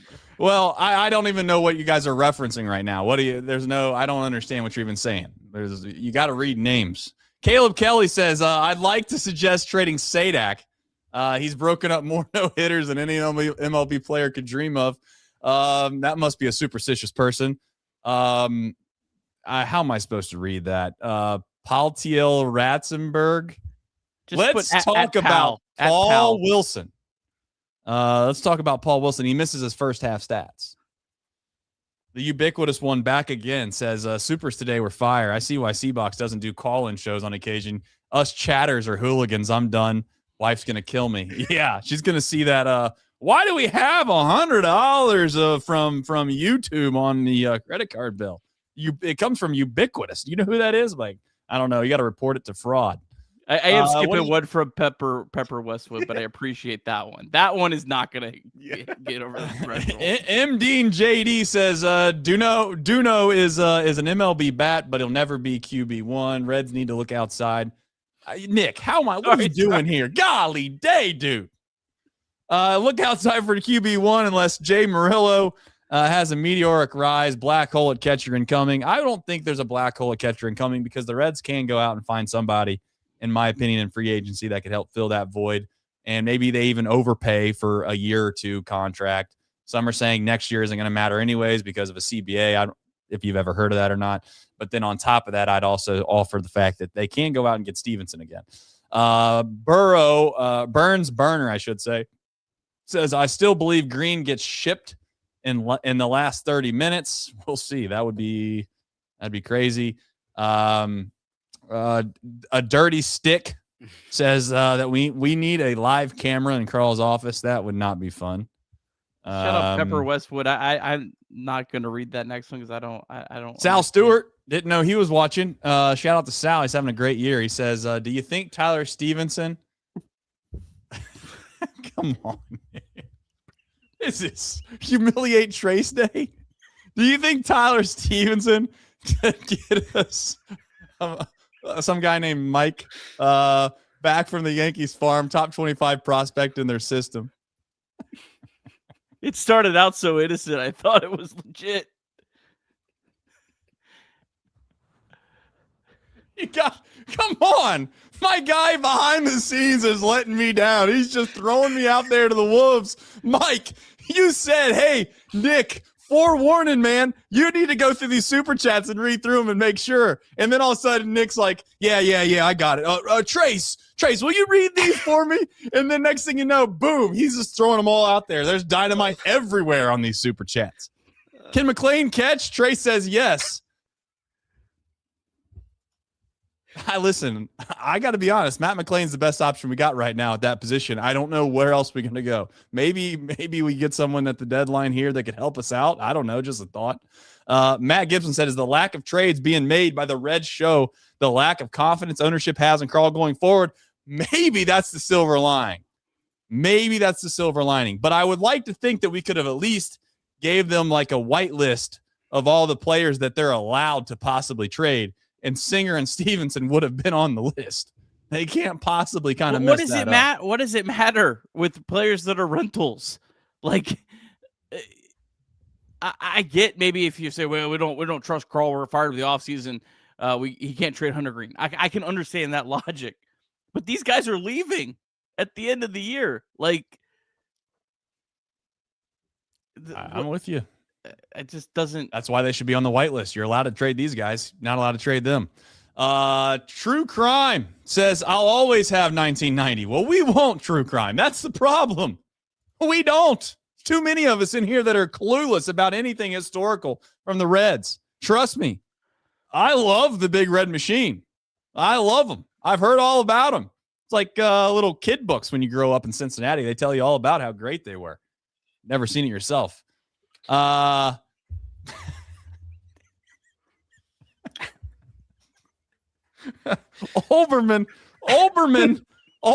used to be on SportsCenter. Now is I don't know what happened to him, but used to be a good read. Used to be a funny guy. Not at this point. I was watching Chatterbox Reds on a Monday afternoon. Now he's super chatting on Chatterbox Reds. I'm already 9 beers into the win. Being a Reds fan stinks, but at least I have an excuse to get. Some are saying tipsy every evening. How many more are these? Golly. Chad Wade says if Kirby's defending the formal bat boy Krall, we need to have an intervention. Krall's the worst general manager in the history of the sport. I don't know, Chad. I've not gone through the history of the sport, but he struggled lately. Xander Cruz says 12 of 12. Chili cook-off at 7722 some kind of address, just in case there's something going on there that's not good. Sean Krucka says Krall must have had some Taylor Farms lettuce and he's stuck on the can. Yeah. Don't the Castellini sell lettuce? Nate Seltzer, member for 29 months. All caps, by the way. I love that. It makes it really easy to read. If I was as good at my job as Nick Krall is, I'd be outside GABP playing the drums on a bucket from Lowe's, begging for money. I can't believe the clown Krall still has a job. Also missed DSC and used oil. Yeah, DSC, shout out to them. They've boy, did they pick a good time to maybe just take a year off. Used cooking oil collection, aggregation, and sales. We need to get John on the phone to call up the Yankees. Use his negotiation skills. De La Air. Terrible name, by the way. Get rid of all these bums. They all suck. All right. Can we as a chat come together here one time? We know the Reds aren't good. We're well aware of that. We also need to understand there's certain players on this team that are actually good. Okay. Let's pick on the ones that suck. All right. That's all I'm saying. Not the one. There's like 3 guys on this team we could at least say are good ball players. Let's be better ball knowers. All right. Let's all be better ball knowers. Ellie De La Cruz shouldn't be on the list of people that we're upset with. Mad Chomper. Give me a quarter. What the hell? I'm going to miss this show if there's no ball next year. Thank you, guys. Well, there's going to be a show, and we got to keep our jobs. In fact, that guy that was talking about maybe banging some drum buckets from Lowe's, I might actually call Lowe's when the show's over and ask him if that's an opportunity for an advertisement that we can get on the show for next year, because we're going to need all the help we can get. Nick, I think you missed one. And it was just one right at the beginning. That is this guy right here. Do we still not have a trade? No, thank you. If nothing else, can we at least DFA Friedel? Yeah. That's a good point. Thank you, Billy. Yes, thanks, Billy. Hey, I do have a sincere baseball question now that we're back to doing a baseball show. Do you think, and I think it's complete blasphemy, but I tend to lean on the information that you guys provide that I'll maybe change my mind if you can convince me of it. Do you lean on the fact that there's any possibility that Krall believes that his job might be in danger and doesn't want the end of this season to turn into a complete and utter fire fest because they trade a certain amount of players. There's no depth. It's disgusting. You trade Singer, you then lose a ton of innings, and then now of a sudden you're left with nobody to eat these innings because you're going to shut Chase Burns down, and it's going to get really bad because they play a lot of good teams in September, and you're kind of just like, you know what? I'm not giving away these players for low-level prospects that are going to take 3 or 4 more years to get here, and I probably aren't going to see them anyways. I'm not making a fool of myself on the way out the door. Is that possible? Yeah. Well, I think it's absolutely possible. I just think you can cover those innings with, like, I think you can cover those potential innings with a non-embarrassing situation. And I just, to me, that's so short-sighted, because if it were to go down that way, I think a far more embarrassing thing would be not doing anything at this trade deadline. You know, if he goes out having taken a swing at the trade deadline and gotten some people back to try to make this team better in the next few years, they bottom out, but they still are set pretty well for 27, 28, and he gets fired. To me, that is way less embarrassing than thinking, oh, maybe people won't like me on my way out, and so I'm just not going to do anything at the trade deadline. To me, if that is actually the case, then he's grossly, misjudged what Reds fans will be upset about. Hey, we traded away our people and we're going to go down in flames is not. I don't think crawl in terms of like Reds fans being upset, but you trade Brady Singer, you trade Tyler Stevenson, then you have some more pitching injuries. Jose Trevino goes on the IL for a 4th time this season. There's definitely a path where things could really get off the rails, and this team ends up losing over 90 games instead of 85 games. And this ownership group tends to overreact more to those kind of things than they probably should. And I definitely think that's a possibility that could be a factor in here. I think it's completely wrong. And it just isn't. There's just so many things in this organization that just don't feel like they're pulling together. It feels like no one's ever on the same page. And that's what's kind of happened here. We've gotten to this trade deadline where I think there are conflicting pieces of this organization that want different things right now. And I think that's part of the reason why we're an hour and 42 minutes from the trade deadline, and the Reds have not made a single trade when they have about 9 players they should be trading. And basically, for those that are wondering what that looks like, you have an ownership group that obviously maybe carries some weight. Everybody wants to bring up the Phil comments and all that. And I guess, probably obviously terrible PR move to say those things that he did. But to be quite frank, a lot of the things that I think that Phil has said publicly is a sign of frustration. And I would at least say, and I'm not trying to defend Phil, but what I would say is I'm actually somewhat enticed by the fact that I have an owner or ownership that seems frustrated. At least they somewhat care. But the problem then lies of what you're saying is how much delegation are they actually doing? Or are they getting their hands muddy by trying to basically go into different pots and make decisions on things they don't know a lot about? And then all of a sudden you have too many cooks in the kitchen and nothing's coming out right. Ultimately, you have the ownership group, you have the front office and general manager, and then you have the staff themselves, which is the manager. And Nick, you've said this for far too often, that you just don't genuinely know how much the front office has a say in what they get to go about and doing. And yes, front office may want to go and make all these trades, but the ownership group doesn't want to do it because, well, that guy that's on the poster outside of Great American Ballpark that's supposedly a fan favorite is going to get traded, and they don't want to do that. And that's been the case for far too often in this franchise, is that they value, at least it seems like perceptually, they value what the fan base somewhat cares about over what actually helps them win. And that's the real thing. I have a question at the end of this, which is the last thing I want to touch on, which was the manager, to go through the 3 levels of the people that might have influence here. I'll still stand on the fact that I think that Tito wanted Cabrian Hayes at the deadline. I think he was sick and tired of trying to run the likes of CES out there. And they didn't believe in Sal Stewart, although now that, again, apparently clearly looks like egg on the face. They were tired of whoever, Marte, that they were trying to run over there at third base. So I do think there's a chance at the deadline that Tito was like, I need someone that can catch the ball at third base. Go find it. And that's ultimately what they wound up with. That's just not what good organizations do. They have guys that are confident in what they do in the front office level, and they make moves, and they stand by them, and they don't care what the public thinks. And unfortunately, it feels like the Reds have done that far too often.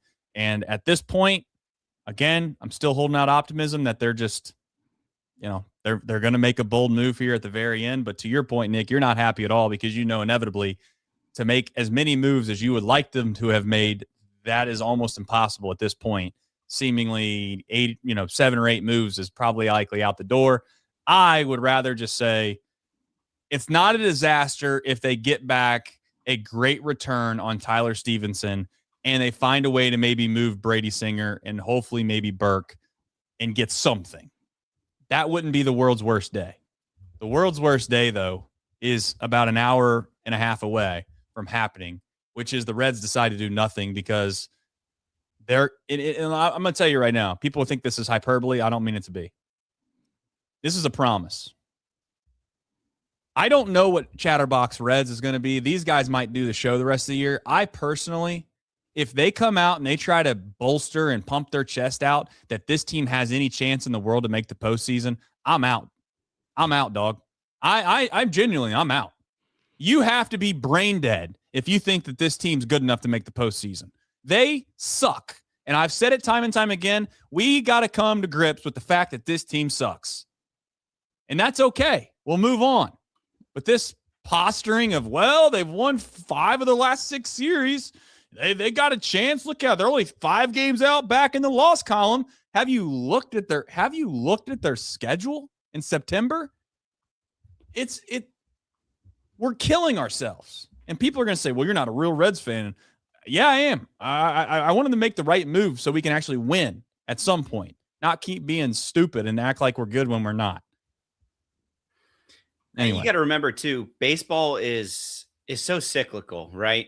And right now the Reds are on what I guess we might consider the upswing, but we like to expect that the contributions that they're getting are all going to continue for the rest of the year is just complete fool's gold from what we've seen from the earlier part of the year, right? It's just like we've dug ourselves such a big hole in May and June that, we're seeing the ups, which because we didn't expect that we were that bad, but there's no way that, we're going to have our swing. And if our ups only get us to 5.5 back, like we got no chance when we then ultimately have another dip in end of August or September to get us all the way there. So I think that it's just one of those things where it'd just be so unbelievably short-sighted. Yes, we are getting close, but we've seen this team get, unbelievably cold offensively for 2 weeks, right? What happens when Ellie and Sal go through a little bit of stretch where they're struggling? It's like we don't have the horses to be able to get us back into this race. So to think that they would be doing this, it is not like based on what we already have is just, I'm with you, just completely outlandish. I hope that they're able to do something about it, that they're talking Reynolds. I guess my question to you that I have about this, like, is there a deal that you think would be too little to not accept for some of these rentals? I mean, these are rentals. They are not going to be here. Like they may, part of what might be happening is like, they're not loving what they're getting back. Do you think that if they get anything, a bare minimum of anything, they should just take it for these rentals? Is that what you're of the belief of? Or do you, if they were getting absolutely lowballed on some of these guys, Suarez or Brock Burke or Brady Singer, should they just take it anyway and just, it wasn't what we wanted for him, but we took it because we knew that we weren't getting, he was going to be gone at the end of the year. Yeah, they should be taking just about anything. If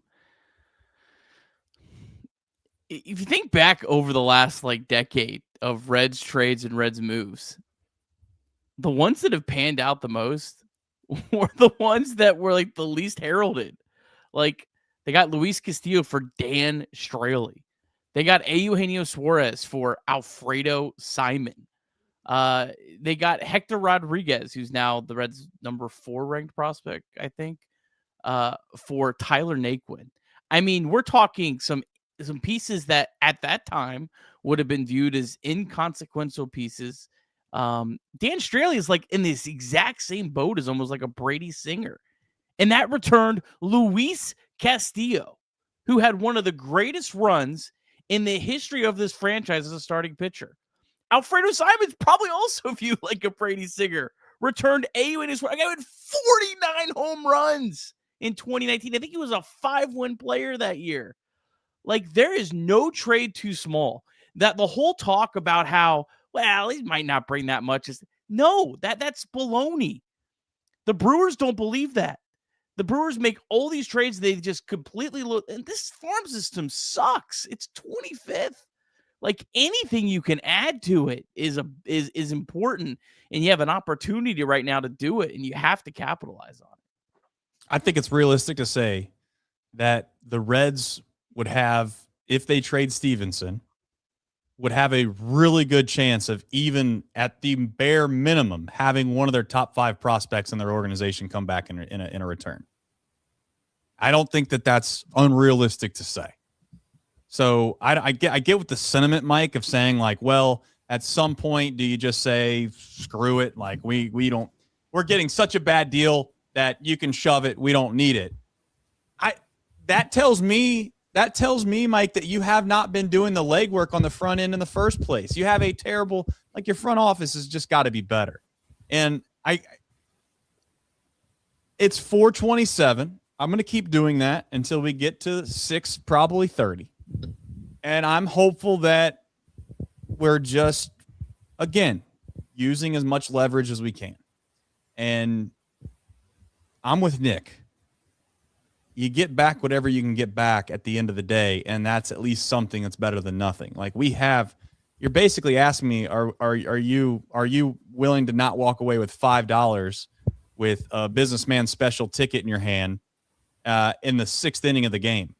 At some point, Mike, you give the ticket away, you take your $5 and you see if you can't maybe accidentally go buy some scratch offs at the local convenience store with the $5 and see if that doesn't hit. And if it doesn't, so be it. But at least you got a chance to hit the lottery out of it. The Reds don't have as they get closer to 6 o'clock, it's becoming more and more seemingly obvious that this is possible. I still think it's impossible they don't make a trade. But maybe I'm too optimistic, as I said before, to start this show. Craig, good to see you in here. Welcome. I'm glad to see you come in here. You're like the kid that comes into the class project there in the last maybe 2 days of the thing, ask how everybody's doing, and then you look around and you're like, oh, we got it all. We got it all squared away. The good news is, Craig, you didn't miss anything really, outside the fact that I think the Yankees are in a bad spot. So I'm coming in halfway in the class project, but you guys have accomplished nothing so far. That's what you're telling me. Okay, so I'm coming up. I'm coming in as the closer, right? They're calling to the bullpen. We're coming in. Yeah. Now it's time to go. Now I'm on the show. Now the Reds can actually make a move. They were just trying to be respectful. They knew I had to fly back from Chicago today. They didn't want to break a bunch of news while I was on a flight and then me land and try and figure things out. Look, I had my entire show set up in Chicago with me for the convention I was at. Had to do it for work, and now I'm back. Immediately had to get my camera going, had to get the microphone going. Bare minimum setup today, boys. But look, yeah, you look good. The Reds are doing the bare minimum too, so we must be okay. So you're to this show as what Luke Weaver is to the Pirates. Both of them are going to fail. Got it. Yeah. I'd give up Sammy Stafora for you, Craig. Yeah, for sure. Don't tell that. Wouldn't have said that 2 years ago. They won't appreciate that. I don't know, Craig. Listen, we've kind of spitballed a bunch of different concepts and ideas. I guess I'll ask you just your overarching thoughts so far. I think the fan base, for the most part, is I genuinely the fan base for the most part is going insane. I think that they're losing their minds. I do want to remind everyone it's 4:30. Craig, do you buy into that mindset that it's only 4:30, or are you saying This is blasphemy. It's 3:30 for Craig. Well, it's only 3:30. What are you guys talking about? I got 2.5 hours before this trade deadline hits. We're good. Yeah, we That's the problem. Crawls on Central Time. That we figured it out. Oh no. Oh God. Dude's in Hawaii as we speak. Oh no. Go ahead, Craig. I mean, there's nothing to buy into. This is the easiest decision the Reds have had in years in terms of what to do at the deadline. They should absolutely be sellers. They have a very clear handful of players that should not be on this team come 6 p.m. Eastern. And if they are, then the Reds have failed. And I was just in Chicago at this convention and surrounded by a lot of Cincinnati fans. It's crazy. You're walking around a convention in Chicago and there's more Reds jerseys than there are Cubs or anybody else. But I spent some time with some Reds fans, and some of them were trying to convince me that this Reds team should be buyers. Some of them were very clearly with me that this Reds team is sellers. There is zero sentiment that this team should stand pat. That's the one thing that this team shouldn't do. You know me, Nick's Mr. Optimist. I'm Mr. Pessimist. I'm all for selling. This team is not going anywhere this year. So sell away.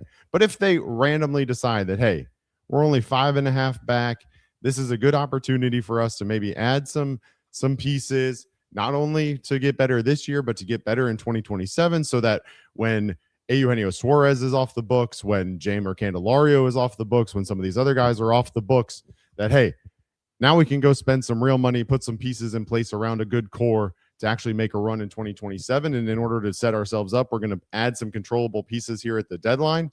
I could actually probably be convinced that I'm okay with that. What I can't be convinced is that standing pat is the way to go. That is never going to be a successful way for the Reds to operate, especially this year. And so, no, there's the idea, I tweeted it out, the idea that they're keeping Brady Singer to give him a qualifying offer is so ridiculous. So ridiculous. It just, look, I'm going to keep updating my feed. I'm going to expect that all of a sudden we're going to get bombarded with like 3 trades in a row. Tyler Stevenson's going to be gone. Brady Singer is going to be gone. Some of the bullpen arms are going to be gone. Gino needs to be gone, but I don't know if that's going to happen or not, but we'll see. We'll see.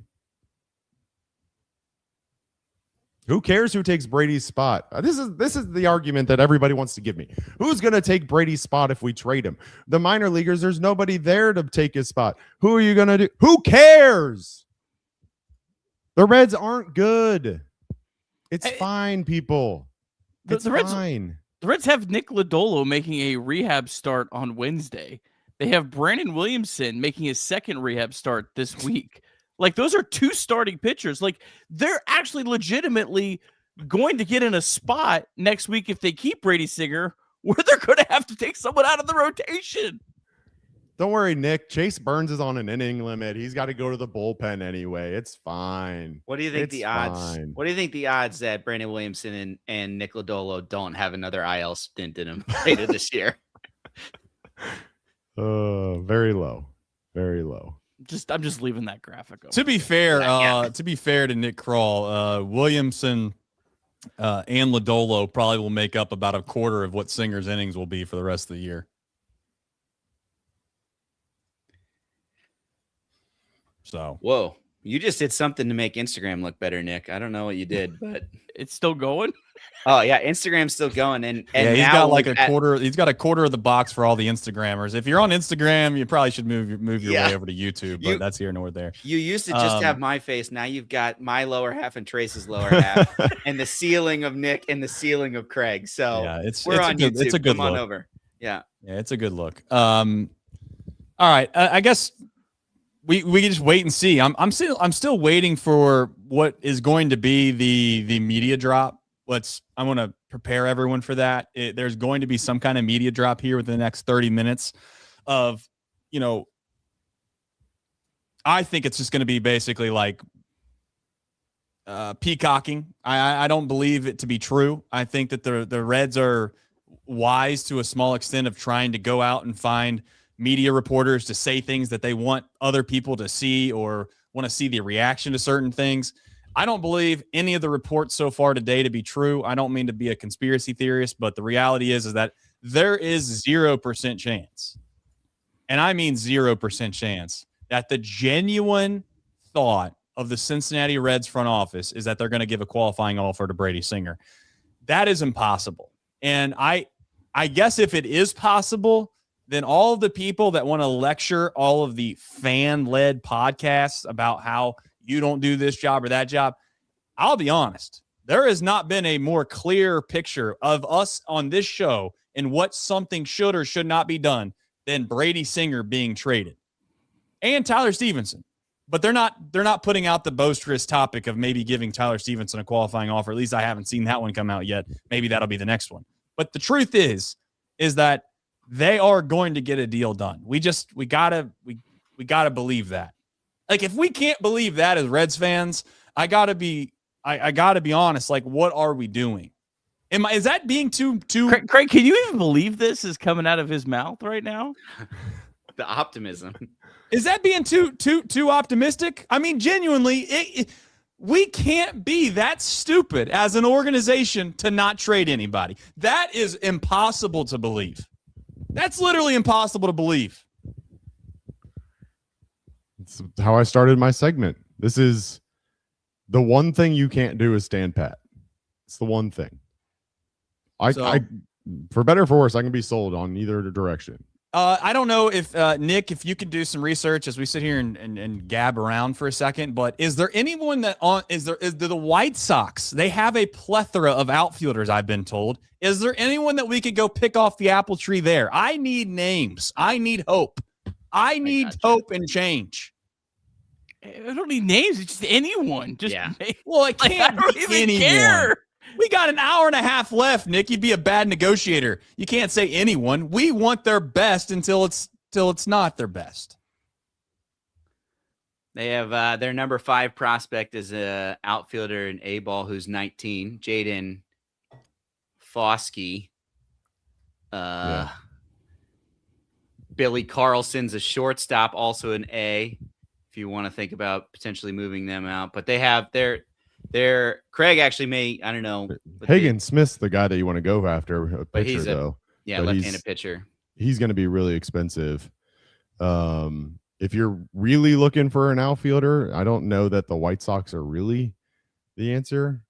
They've got a 17-year-old outfielder, Sebastian Romero, who's supposed to be pretty good. He's their 13th overall prospect, but I mean, gee whiz. 2031 is what his projected timeline is. If you're trying to get immediate help. 2031? That's what we're going to get out of Stevenson's, a 2031? I mean, that's what you're going to get out of Stevenson, regardless of where you send him. We're about to get. I mean, listen, I get that you're taking the fact that we lost the. Go ahead, Nick. So we're about to get thoughts and memories out of Tyler Stevenson in 2 months. Okay, maybe a video montage. I get the idea that we are a little still upset that we lost the ACL World Series to the Rockies in 11 innings, 6-5. But I'm okay. I'm okay with passing on some guys that might be a little bit above ACL level. You're telling me that it's crazy that the Yankees aren't going to move on one of these relatively upper level prospects they have to get Tyler Stevenson like that? I literally can't fathom that.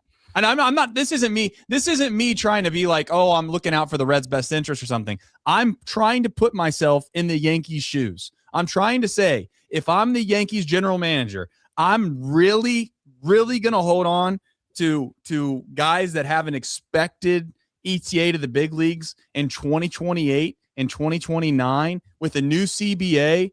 Maybe that's part of it, actually. Maybe they need to hold on to their prospects because Major League Baseball is going to finally get a hold of itself and they're not going to be able to outspend all their mistakes. That's here nor there. I just can't fathom that there's not a decent deal for Tyler Stevenson when there's nobody left. There's no one left.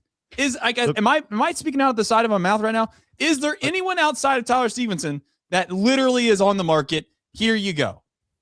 I think there's a couple things to think about, right? First of all is that the Reds are watching these catchers go off the board, but all of them are controllable. And so the market for a catcher is difficult for us to figure out exactly what Tyler Stevenson is worth because all of the catchers that have been moved are controllable.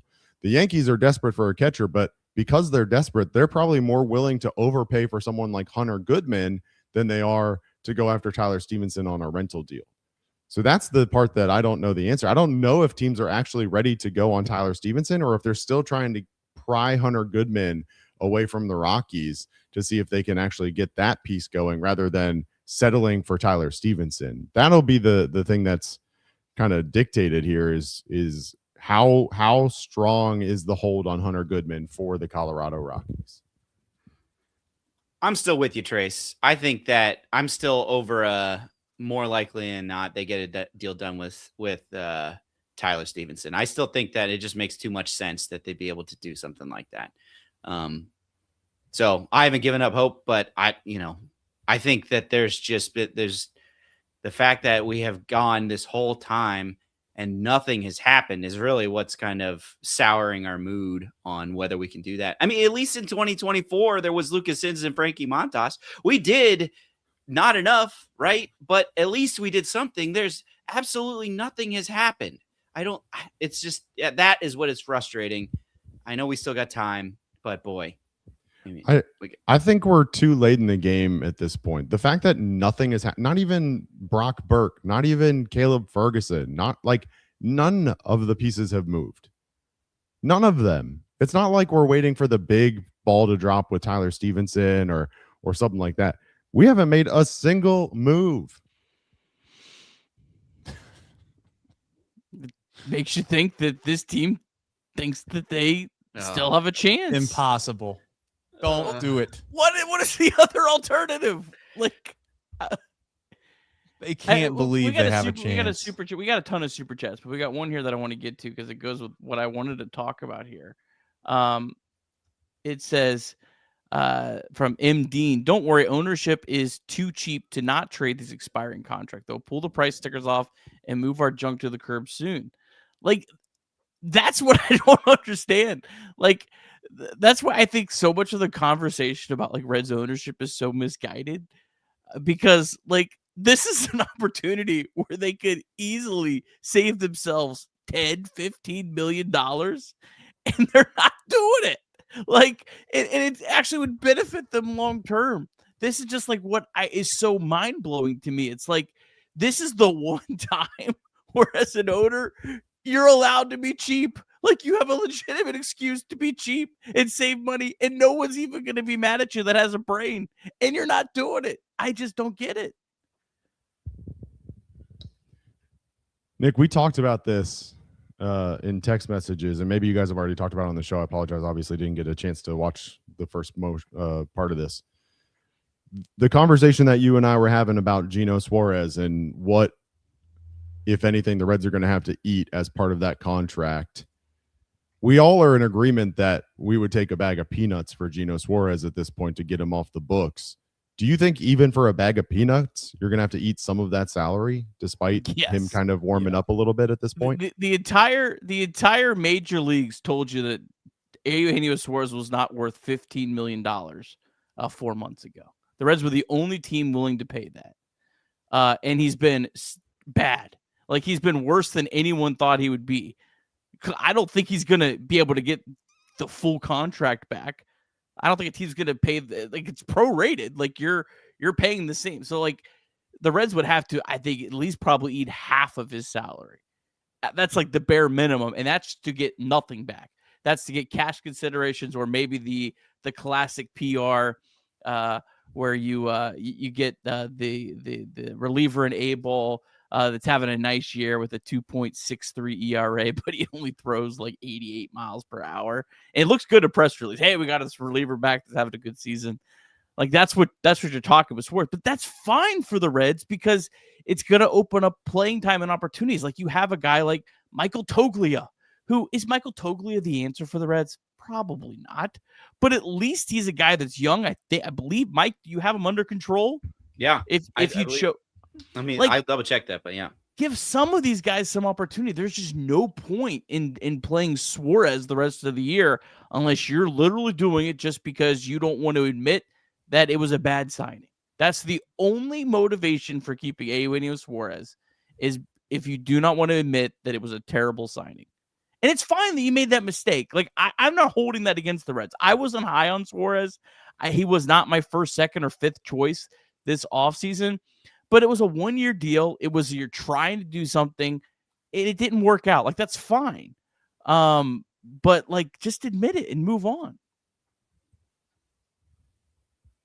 Also, all the people sitting here saying that Stevenson's like a mid player or overrated and all those things, like, I mean, with all due respect, you could make a case that he's a top 10 catcher in baseball when healthy. Like in the last 30 days or the last 30 games, however you want to look at it, he's been one of the best catchers in baseball. It's not like he doesn't have a chance to come over and make a major impact for the Yankees. That's the part of it. And again, I get it. You think that perhaps I'm being pie in the sky, overzealous about, Tyler Stevenson and what he means and all those things. And I said on this very show yesterday that the whole crying thing and people getting emotional about his last game, like, I'm not trying to be just cold-blooded, but I just don't care that much about that stuff. I don't. I care about having a team that I love that wins more than anything. You could trade anybody on this team right now, and if you guaranteed me that it would allow this team to be better, I would care less. But I'm tired of people sitting here acting like Tyler Stevenson isn't an upgrade, like a significant upgrade. Now, I get defensively, you might have your concerns, but he should yield something of value in return, period, for a team that is like the Yankees. He's not. I guess what I'm saying is I wouldn't be as steadfast about this if they were trying to make a trade to the Rays or make a trade maybe to the Brewers or someone like that might have the ability to perhaps get themselves in a spot where they can't buy themselves out of a mistake. But the Yankees have the capabilities of buying themselves out of mistakes. They can afford to give away a prospect or two from time to time and still cover that up. And I just don't know. I would be shocked I would be absolutely shocked if you can't find a way to get a legitimate deal done with the Yankees. That screams incompetence if it hasn't already screamed incompetence for the last handful of years of what this front office has done. And I get it, Nick. You always want to be very clarifying when I say that statement by saying you don't know if they're the ones that are making the decisions. So when I say these things from now on, I'm talking about everybody. I don't know who it is. I don't know who actually is the one making the decision, but it's a problem if they can't find a way to make a legitimate deal for Tyler Stevenson. Organization failure. It's like he's a legit catcher. He's a legit catcher. I'm sick and tired of acting like he's not a legit catcher. Like, I get it. Maybe he's not Cal Riley of last year, but he's not somebody that I would scoff at and act like, it's just like, he's just another guy. He's a legitimate upgrade for a team that's trying to win a World Series that hasn't done so in a long time in a place like New York. I don't know. I keep saying the same thing over and over again, but point is I'm starting to become baffled as we get closer and closer to 6 o'clock. I mean, I'm starting to get closer and closer to being really pissed off. We're an hour and 15 minutes away. I've been saying all show that they got till 6 o'clock and they still do. It feels like it's 10 o'clock at night. Meanwhile, the Cubs just keep going. Yeah, the Cubs just keep going. They just traded away their number 2 overall prospect, Jefferson Rojas, who's an infielder, to the New York Mets for outfielder Tyrone Taylor and starting pitcher Clay Holmes. Wow. Well, this is the most positive development of the day. Great. Yeah, thank you. Keep going, Cubs. They traded. Go all in. This is your year, Chicago. You're never going to have an opportunity like this again. The Brewers are frauds. Go for it. Blow up the whole farm system. They also traded Ballesteros to the Angels for a guy named Ryan Zephyr-John, a right-handed bullpen arm. Let's go. So, they are pushing the chips in. I do have a take about the Brewers, though. I want to see a guy like Nick, who is obviously very much prospect-driven. He says this is why the Brewers and stuff. Don't you think, though, Nick, to a certain extent, that when you got a guy like Miz and you can possibly pair him up with a guy like Skubal, that you can't they have a legit chance. And now it feels like they let that slip away. Maybe I'm wrong, but it feels like they had a legit chance by stacking those two guys together and trying to actually go win a World Series. And they had the prospects, say whatever you want. Like They had the farm system to be able to maybe come off a guy or two. You've always said there's a time and a place. Like there's a time and a place when you go. I almost feel as if the Brewers got too cute. If I'm just not trying to be a Central Division rival and make fun of them or nothing like that. I do think they got too cute. They had a chance to go for it, and they just decided that they wanted to try to be the smart guy in the room again. I'm kind of torn on that because, like, first off, like I feel like it feels silly to ever question the Brewers. That's true when we watch this Reds team and this organization every night. Like, how dare I even have the audacity to question these guys? But I did feel the same way. Like, this wasn't like that prospect package that was. It was a lot, but it wasn't like this. You know, you traded 5 top prospects because he's a rental. This did feel like kind of a spot where I think the Brewers could have gone for it. There's also this whole back of my head thing where the owners wanted Skubal to go to the Dodgers. I know that's been a take that's been out there, and like I'm usually not the conspiracy theorist guy, but I'm kind of buying that because, man, it fits a really good narrative, especially if the Dodgers win the World Series. I kind of buy it a little bit. Yeah, I'm on that conspiracy theory, Mike. Yeah, I mean, it reminds you of a potential deal that they made for CC Sabathia back in the day. It was very similar where they went and got their ace that was going to be leaving in free agency, and they actually ponied up and did that. I don't know about the prospects that they gave up for Sabathia, whether that came out to be something of note. But I mean, if you think about it, it's still a rental. Yeah, he is the defending 2-time Cy Young Award winner who has already been injured once this year. And so it's just like you're right. I think that there's still a chance that, hey, maybe you go for it. I think the reporting was they weren't willing to part with Logan Henderson was I think the sticking point for the Brewers. But, there's still a non-zero chance that doesn't pan out the way that everyone thinks it's going to be, whether it's Skubal getting re-injured, Skubal not being as good as he has been in the past, or not being able to re-establish themselves. But I think the Dodgers feel like they can take that risk because they would be the odds-on favorite to sign him. Hold on. Uh-oh, we about to have news? The Chicago White Sox are acquiring catcher you son of a Joey Bart from the Atlanta Braves. So the Yankees are the only team left. Cashman. You better call Cashman right now. I mean, if Nick Kroll has any kahunas on him, you find a way to get it done. Also, to answer your question, the CC Sabathia trade, they returned Michael Brantley and Matt Laporta and Zach Jackson. Matt Laporta was supposed to be the can't-miss prospect. That was supposed to be the guy. And to Nick's point, the more guys that you can stockpile, the better, because ultimately Michael Brantley was the guy that wound up being the great player. So, Nick, I was literally just about to say that. I don't even have to say stuff anymore because I've brainwashed you so much. Yeah, and listen, I want you to understand, Nick. I want you to understand that I have come on your side a little bit, which is why I need you to come off the Cabrian Hayes thing at some point. We'll work on that after the show. I need you to realize that Sal Stewart can play third base. We'll work on that as the season progresses. But you see, you got me whipped into shape. That's why you asked for more than one guy. But having said that, CC Sabathia, to my point, is going into the Milwaukee Brewers Hall of Fame for pitching there for like 2 years. That season, it was only 1 year, but that season, whatever. That season was incredible. There's actually a little documentary on that MLB made. Like he was crazy that end of that year. He was pitching like on 3 days rest, like back to back to back, and literally like carried them into the playoffs. It was really cool for a guy that like literally only pitched 2 months in an organization.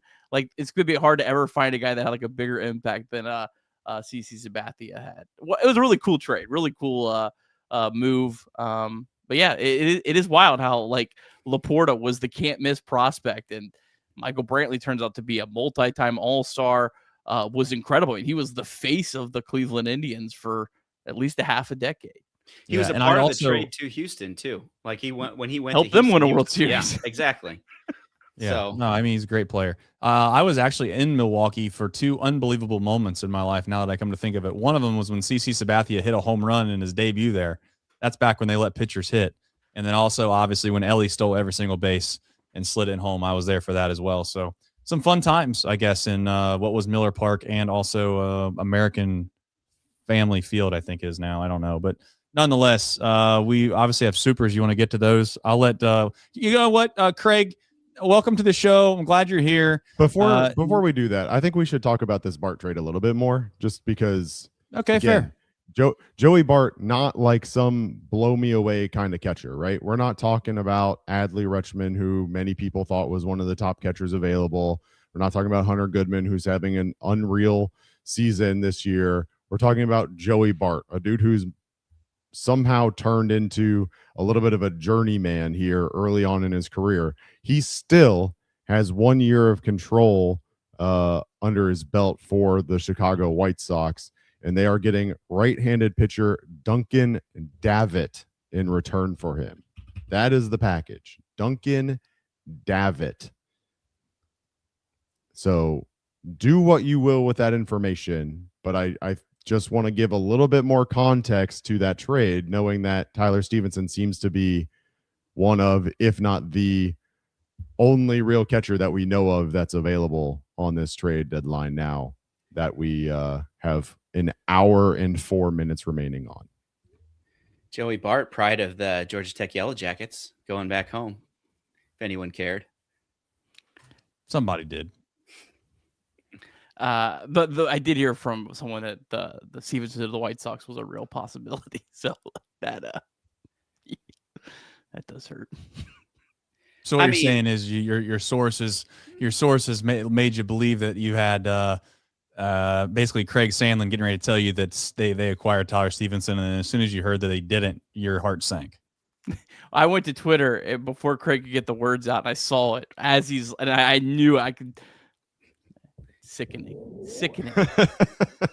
Joey Bart, significantly worse offensive catcher than Tyler Stevenson. That needs to be out there. Like he's quite bad offensively. So there is that too. But you're right. It doesn't seem to bode well. Let's get through some supers, and let's top of the hour. Let's kind of run back through exactly where things stand with the Reds for people who might be tuning in. Who wants to read supers? I think I'll take him. But Nathan Dove says the worst part of the deadline isn't 0 trades. It's seeing TJ get starts in center field for 2 months and Suarez bat 180 and Krall finding a way to justify it. I don't believe that's going to happen, but if it does, then God bless us all. Nick Krall eats Hormel chili. I don't know if that's how you say it or not, but Phil, glad to see Phil. He's on the show. Keep my name out of your damn mouth. Where are you going to go, bud? I don't know, but the ubiquitous one is going to have a problem with his wife when she finds out that these super chats have come in and galore. Sorry, last super. Wife can get over it. Doesn't Ellie hit ARB this offseason? So plan is $23 million to Singer for a qualifying offer and probably a huge arbitration number to Ellie and no MLB ready catcher. Good plan, Red. Here's the thing. I'm not going to try to defend them, but there might not be a season next year. We'll find out. Tony Coder says, like in the movie Moneyball, Krall's holding out for a soda so the players don't have to pay. Let's see. I hope Krall's doing something, man. It's just, boy, we're an hour away. I got on this show feeling great. We had 3 hours. Now we're down to the last hour. Daniel Myers, Chatterbox Reds is the only reason Reds have fans. I don't know about that, but I do know this. We appreciate everybody in here. If you can't hit the like button on the stream, that'd be fantastic. That'd help us out. Maybe leave us a good review or something after today, because it's going to need everything in my willpower to come back. Trajan Garvey says, fireball shot for every trade we make. You'll be sober. That's true. Doesn't look like you're sober, Trajan, based off that spelling you just provided. TC Red says, what if the Reds' best move is to stand down? What good with selling off expiring contracts if you can't get anything back in 2027? Hopeless fan. Maybe that's what they're thinking. You can't give us something back in return that helps us win next year. We don't want it. That's a good plan. Mega Conrad says, we love the guys we have in this locker room, and we believe we can compete for a playoff spot. End quote. Zach Taylor and Nick Krall probably. That's true. Remember when Zach Taylor was out there for weeks on end trying to convince everybody that they hadn't given up? Meanwhile, they didn't even have a quarterback. Their quarterback was getting the plays given to him on Tuesday night, trying to play for a game on Sunday. Here we go again. Says, what happens first? Reds trade Sorsby or Sorsby takes a nap. I don't even know. Is Did that you say nap? Snap. My bad. Takes a snap. Real quick. Just another brief update. John Heyman says the Yankees are still working on acquiring bats. Their run production is down since Aaron Judge went on the IL. So they're still working on that. And then a follow-up to that, Ken Rosenthal now reporting that the New York Yankees are working on a trade with the San Francisco Giants for Elliot Ramos, yeah. Brother of Henry Ramos. Yeah. Brother. Hey, I Henry Ramos right here hitting 5th right after you got it. Full circle moment. Tyler Stevenson. Sunday in Oakland just never dies. Anno says, if the Reds do nothing, we might see Nick doing 4 solo post-game shows a week. No, you won't, because I can tell you right now, Nick will do. No, make my ass do it instead. Yeah. You'll have a podcast that's going to be basically MILB every single day, and that'll be the end of it. Ubiquitous KMC, golly day. Now the White Sox just got their catcher. Good work, Nick Crawl, you idiot. Now here's the thing, though, Ubiquitous. That actually might help us. You pissed away your bidding war. Neil Harris says, hey, Trace Crawl is here with me at Waffle House. Neil Harris. Good friend of Waffle House. I mean, listen, no free ads on the show, but, Waffle House, pretty solid establishment. I got to be frank. Guys, we got 59 minutes. I can't believe it. I genuinely can't believe it. That's like, we do this show a lot. I come on here from time to time and I'm like, let's have some fun tonight. This has been a bad game. How can we kind of stir the pot a little bit, have some fun? This is impossible. This isn't hyperbole. I'm not making this up. I'm not trying to be funny right now. Now, at some point here in the next probably 50, call it 8 minutes, I might go off the deep end.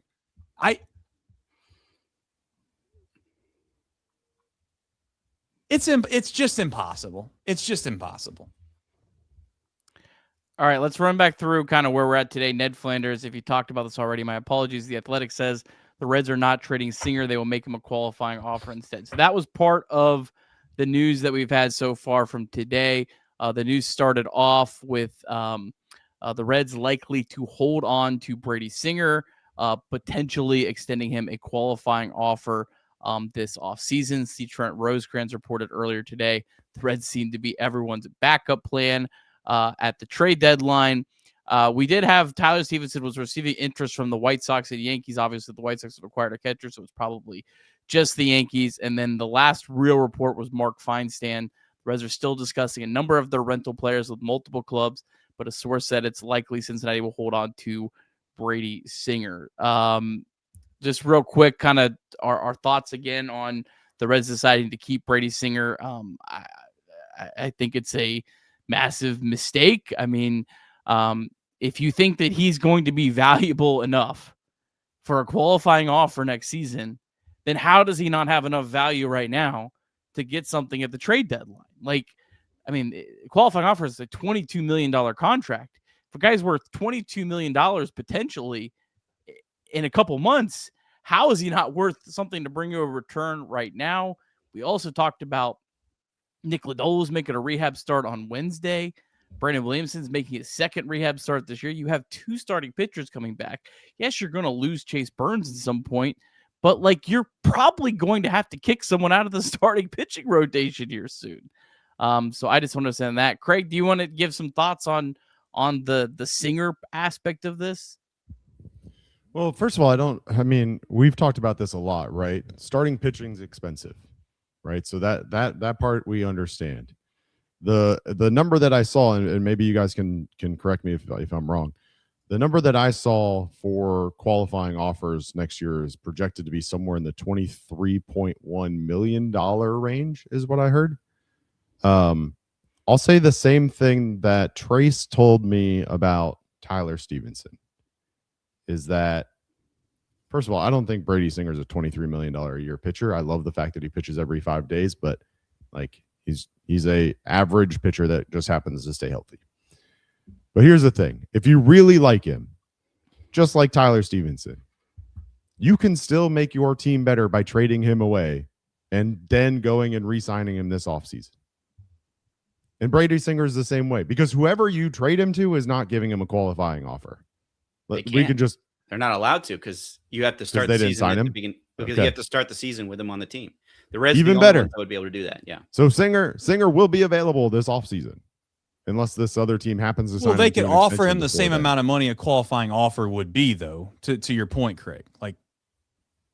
But potentially, but not if they wouldn't get the comp pick. They wouldn't get the comp pick. But if here's my thing: if his value's that high, then that's what he's going to get paid. That's how this works. But you're assuming that his value is that high. You can be the piss poor Reds and be like, oh well, we only really want to make the qualifying offer unless we get a comp pick because we got Sal Stewart one time. So now we're going to value those tremendously and see if we can't just razzle and dazzle and get as many comp picks as we can. But if there's a team on the open market that values Brady Singer like we supposedly do, then he will get paid that, Craig.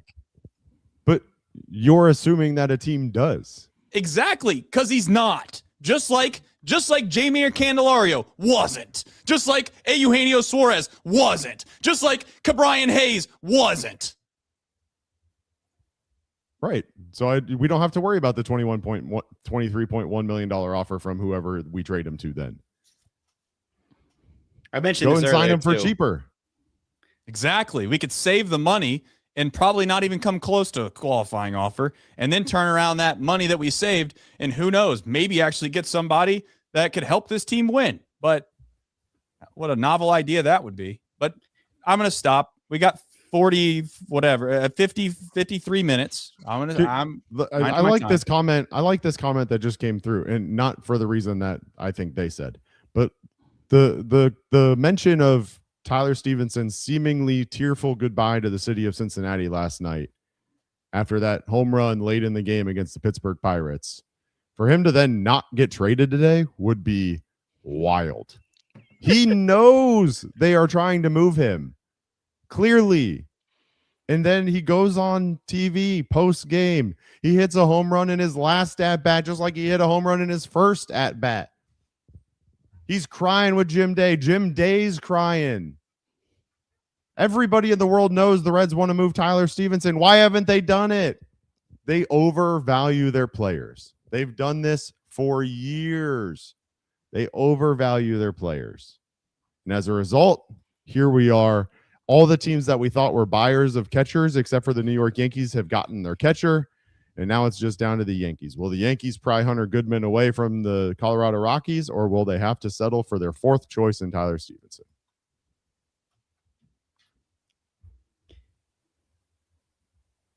Only time will tell, I guess. I guess it would be a hell of a extension tactic. Hey, Tyler, man, we tried to trade you. No one wanted you. You want to sign an extension? I'm kidding. That's a joke. That's a joke. But it is interesting. It just the writing on the wall from many of the players was that this was going to be an active deadline. And here we are. The countdown continues. 52 minutes remaining. Nothing. You've got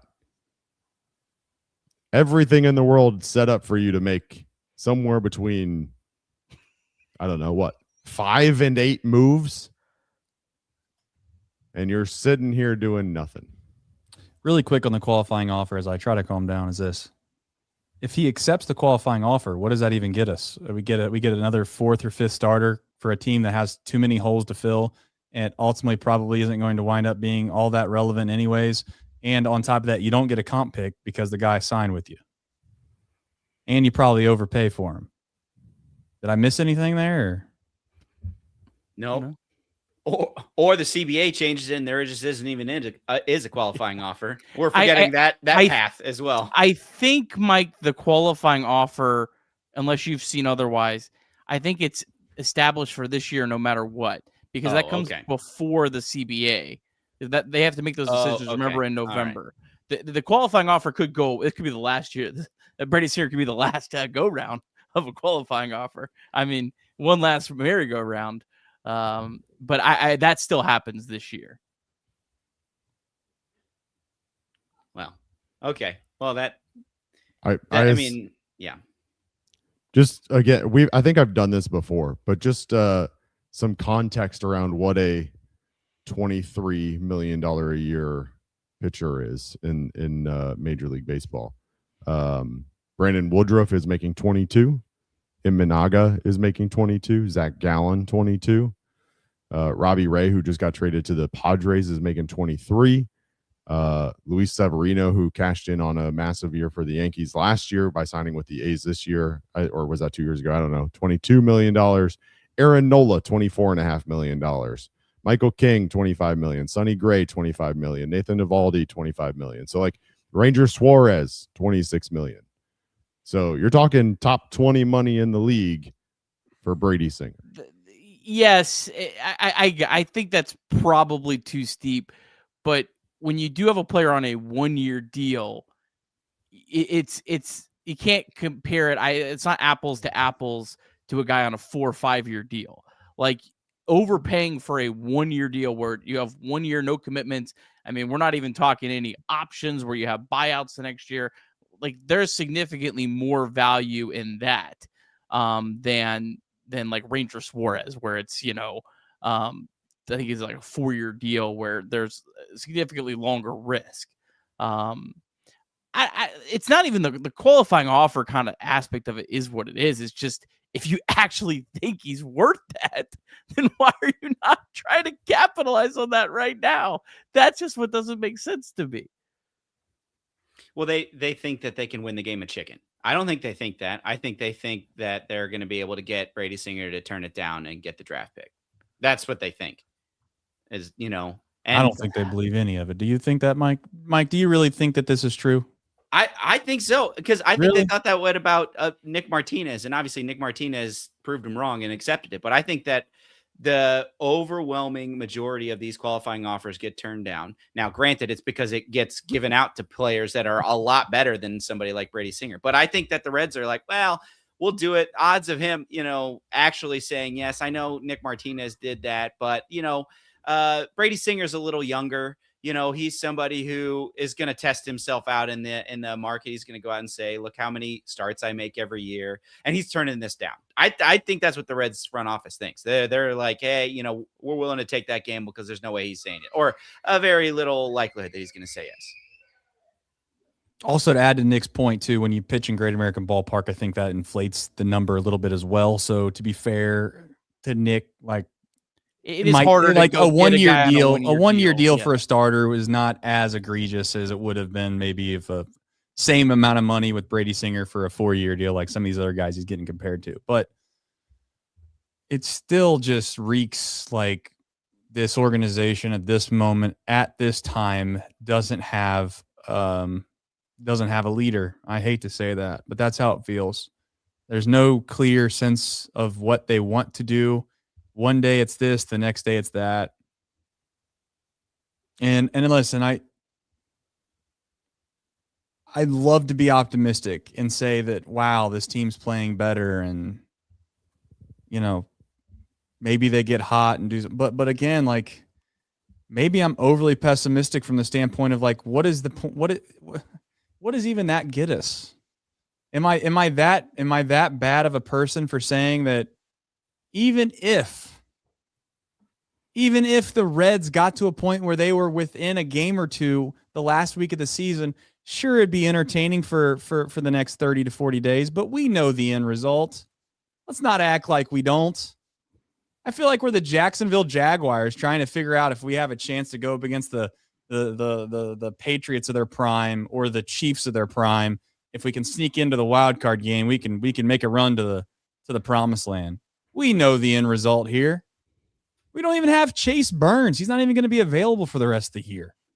We have the hardest schedule in September. All I'm saying is this. That can't be the plan. That genuinely would dishearten me so much that it would make me feel like we genuinely don't know what we're doing. Because at times I do think that us Reds fans were like, oh, they don't know what they're doing. It's like, well, maybe they just had a run of a little bit of a bad luck. if they come out and act like this team has a chance to go to the postseason and they want to keep the band together, I genuinely like that seems I keep saying it, but I'm dumbfounded by that logic. Austin, welcome to the show, buddy. You might be the guy coming into the class project here in the last hour, and you might get an F because of the rest of us clowns. But I do know this: if you got anything to add at this point, I'll take it. I hope it's optimistic because I seen Tony in here earlier. We're gonna have to get to the nuts and bolts of a relationship here soon because this is getting pretty bad for me. Well, I was listening to you guys talking about Craig coming in at the last minute, kind of getting credit. I'm like the guy that's like turning in the paper on like Saturday, 'cause it's like office hours or something. But no, the thing is crazy to me is, and you guys probably hit on a lot of it. I was working, so I missed a little bit. But the qualifying offer thing is just so ridiculous. Like you would think that that's a negotiating ploy, but then if you follow this team, it's not at all. So I don't know. I think it's ridiculous to me for Singer that you cannot move on from him. And the only silver lining is that they want to have a qualifying offer to pay him $10 more million than what we're paying him this year. So I don't know. You guys have probably hit on it. I feel bad that you guys have been doing this since 3:00 with no action to talk about. We've been doing this for 30 years, Austin. We've been doing this for 30 years. I can do 3 hours, but I can't do another 30 minutes. Like you're right. We go 30 more minutes. I'm going to mute myself. It's like you ever wait for like an Amazon package. It like says you're like one stop away. Like just you keep refreshing the app, waiting for it to show up, and it's like, dude, is this guy even like on my street? It's like you're out there looking out the window, like, dude, something's got to be wrong here. Like, you sure it's today? Like, I don't even know, man. I'm glad to be with you guys though. How's it going? We're glad to have you, Austin. Welcome in, Austin. I got a couple things real quick. First of all, Brewers are close to acquiring yet another pitcher. So Anthony Senzatella, the reliever from the Colorado Rockies, apparently close to being traded to the Milwaukee Brewers. And then Ken Rosenthal now reporting that the San Francisco Giants are close to acquiring Marcelo Mayer from the Boston Red Sox for reliever Eric Miller. That one, that's surprising to me. It was just reported within the last like 30 minutes that the Red Sox were making Mayer available, and now they're reporting that he's going to San Francisco in return for Eric Miller, a relief left-handed pitcher with a 2.75 ERA this year for the Giants, which now begs the question, and I'm pulling it up real quick based on his contract. I want to see how many years he has of arbitration. Yeah, he's pre-arb, so he's still got 3 years of control, which is why Marcelo Mayer, I guess, is the return. But surprising couple developments here. Not the Brewers per se, but Marcelo Mayer traded away from the Red Sox is a little bit surprising. That's the guy that picked the fight with Sal. Remember? Yep. Remember in April? Or remember those times? He got really mad when the at Reds Sal. were good and we had hope. Yeah. And the Giants were going nowhere, and we made fun of them because they're picking fights for, and a team that was, that was terrible. And boy, has things changed since. The worst part of the season is I didn't even buy April, so I wasn't even excited. Yeah. Like you guys. You're saying that I don't know if you mentioned this, the return for Elliot Ramos is the number 5. Yeah. Did you guys? We didn't talk about it. No, Lillane going back to. Is Ramos just going to DH Giants for the Yankees? I think so. Just be platoon DH. Because right now their lefty hitter is Ahmed Rosario. Like their Tyler lefty, Stevenson is a platoon DH too. Like he kind of fills that bill. Yeah, but Ramos has 3 years of control. Are they really that in on him? Is he really that good of a? I think if you really need bats and you don't think that Lillane's going to get there anytime soon, then I guess so. I mean, but this guy last 2 years is a 108 and a 104 OPS plus as a DH. Like, yeah, I don't know. Control's great, but I'm not like. They also have Paul Goldschmidt and Ben Rice, who have been kind of trading off at first base, and DHing. So they also, right now they need kind of coverage for the outfield because Bellinger and Judge are hurt. I would imagine, this is something maybe he plays a little bit more in the outfield, even though he's poor defensively. But then as crunch time comes, he's more of a bench, pinch hitter off the bench against left-handed pitching.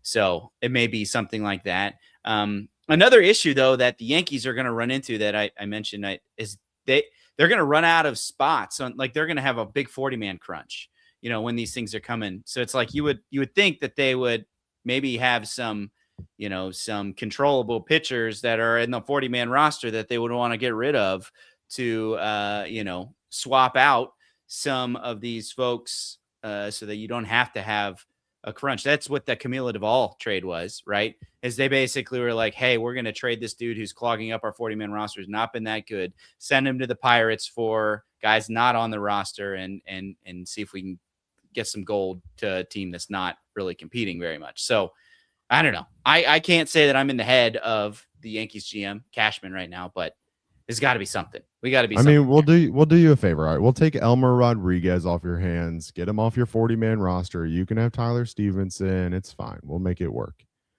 And Judge and Bellinger is going to be back when it matters the most. Like the Yankees are in a spot where they're acquiring talent to try to go and win the World Series. Is the way I would perceive it. Are they trying to make the postseason? Is that the goal? Are they trying to tread water here? John Heyman just tweeted out the Yankees are still inquiring on righty hitters, pen help, and backup catchers. Backup catchers? You think Trevino's available? Maybe we can get something for Trevino. Think maybe that would be wild. That would be the most Send wild thing of the day if Trevino is the one who gets traded. I think we'd be happy if we don't have to watch him anymore, but oh man. I wish. Hold on. I wish the Yankees would have consulted me before they made this Ramos deal because I would have reminded them. In 2021, Tyler Stevenson played an inning in left field. I don't remember why. I just remember it happening, but he did play an inning in left field. They should have consulted with me. It's like it's literally like hazing for the Cincinnati Reds organization to make you play outfield at least at some point during your tenure. I know you've never been out there, man, but like it's not that hard. It's not that bad. Santiago Espinal, baby. Yeah. Jonathan India, didn't he get an inning out there? A couple innings out there too? I don't know. We went out to spring training before India got hurt. And he was like played first base and all over the time, and then he never played any of these spots. I don't think India's outfield glove ever even gotten broken in. Oh Lord. I mean, we're not that far off, boys. Promotion coming up. Like, is there like a Reds heads? No, there's no Reds promotions, t-shirt. Austin. I thought we were clear of all that, and we really are clear of that. There's no reason to really keep these guys. You think Rick Ross, like part of his negotiating package, was like, "Hey, you guys got to keep Brady Singer. I'm not performing." I'm just trying to find out why, man. I don't know. Maybe. All right, Antonio Senzatella package from the Rockies. To the Brewers is left-handed pitcher Mark Manfredi and shortstop Juan Martinez. So those guys even ranked? Senzatella has a $14 million team option for next year, I think I saw. Unless they updated it that quickly, Manfredi's not even on the top 30 for the Brewers. Now, granted, their top 30 is a lot deeper than other teams. Who was the other one? Juan Martinez, shortstop. Yeah, I don't see that one either. So there you go. That's the type of package you could get for Emilio Pagan if you want to move him. And you don't have to pay his salary next year. Let's not forget about Most that. importantly. Let's not. Yeah. Yeah. I don't know. This is crazy. Here we are. This is legitimately the craziest thing. If they don't make a trade in the next 35 minutes, this is not hyperbole. I'm not making this up. This is the craziest thing that the Reds have ever done as I've been a fan in my entire life.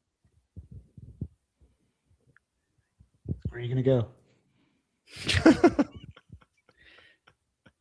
The craziest thing. These guys on our team.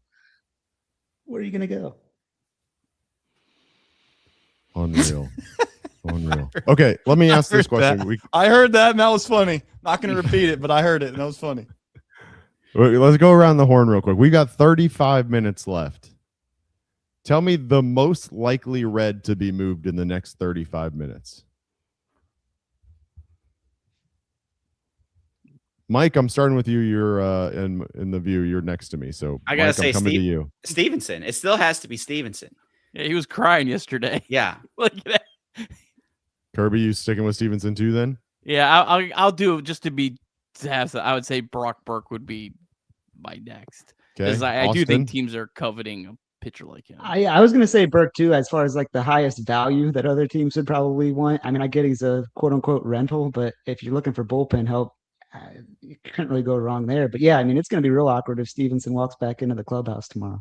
And the Reds do still have two lefties in their bullpen. So like in terms of like the whole like if you are this brainwash that you're competing, trading one of your lefty relievers isn't gonna necessarily like change much. Man, the Elliot Ramos deal included Henry Lillane, who's the number 5 overall prospect for the Yankees, and Caden Kent, who's the number 13 overall prospect for the Yankees. So they got that's also not great for the Reds. It's not great for the Reds because the Yankees already have a pretty piss poor farm system, and the more and more maybe they just don't care about their farm system at all, and they'll be willing to part ways with a couple guys that we'd be happy with. But the only other I'll answer the question. Stevenson's the answer for me. I do have one thing to add on Stevenson after we go around the horn here real fast. Go ahead. It's fine. I'll wait. We'll tease it. We'll tease it. Austin, go ahead.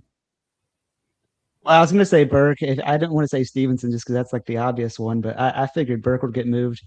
I thought maybe Suarez would have some value from some other team that's just, off a name alone or something like that. But I don't know. At this point, they're going to end up trading like Edwin Arroyo for another like AAA guy, and that's going to be the move.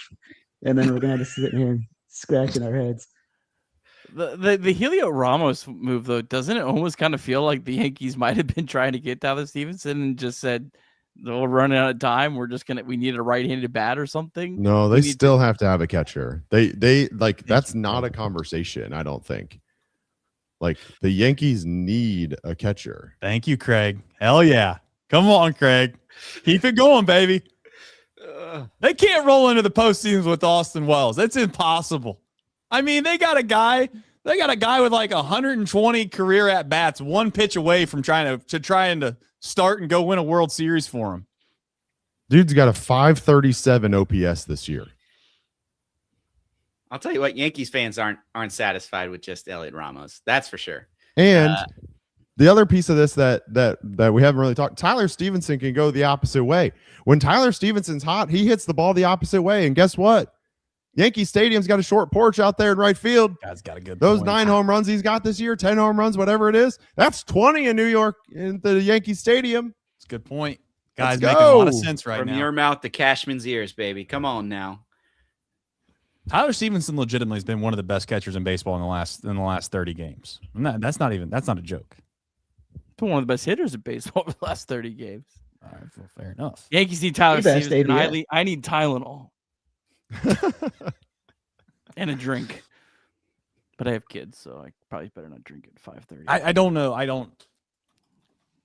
The one thing I was going to add with Tyler Stevenson is this, and this is the worst take in the history of takes, but this is what this organization can spew during the next caravan that they go on is going to be this. They wanted the one-on-one time with Tyler Stevenson over the next 2 to 3 months with Stevenson and Singer to try to get a deal done as they move forward in 2027 and beyond.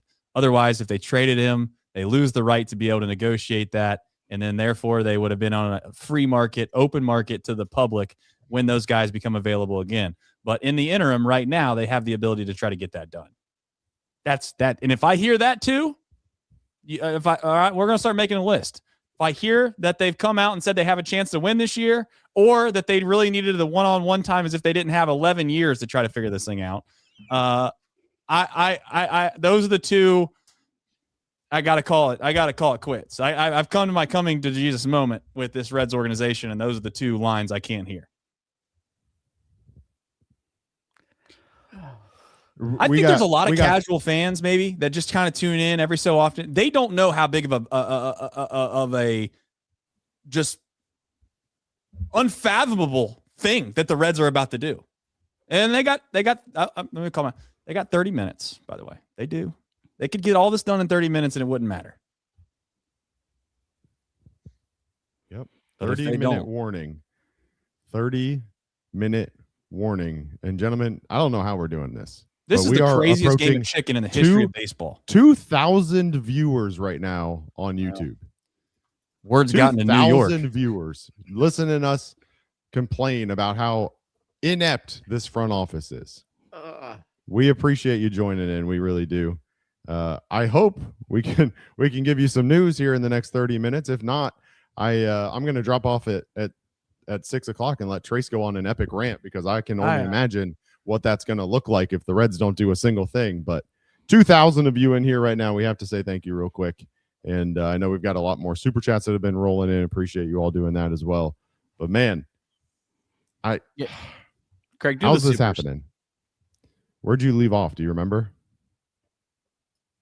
It like grays out. I don't know if you can see it. Oh, but you're on studio. I was looking on StreamYard. 508. I can run them for you if you want to read them.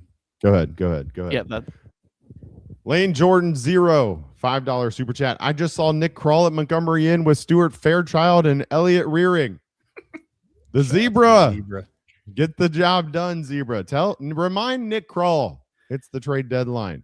I hope he's picking up a 78 cigar while he's at Montgomery Inn. I don't know if you guys know that you can do that or not, but they're available at both Montgomery Inn locations. Go ahead. Next one. This just in, the LA Dodgers to acquire the Cincinnati Reds franchise. All signs point to assignment to AAA Oklahoma City. Well, we know the Dodgers don't value their farm system at all, so that would make a lot of sense because we wouldn't help them much.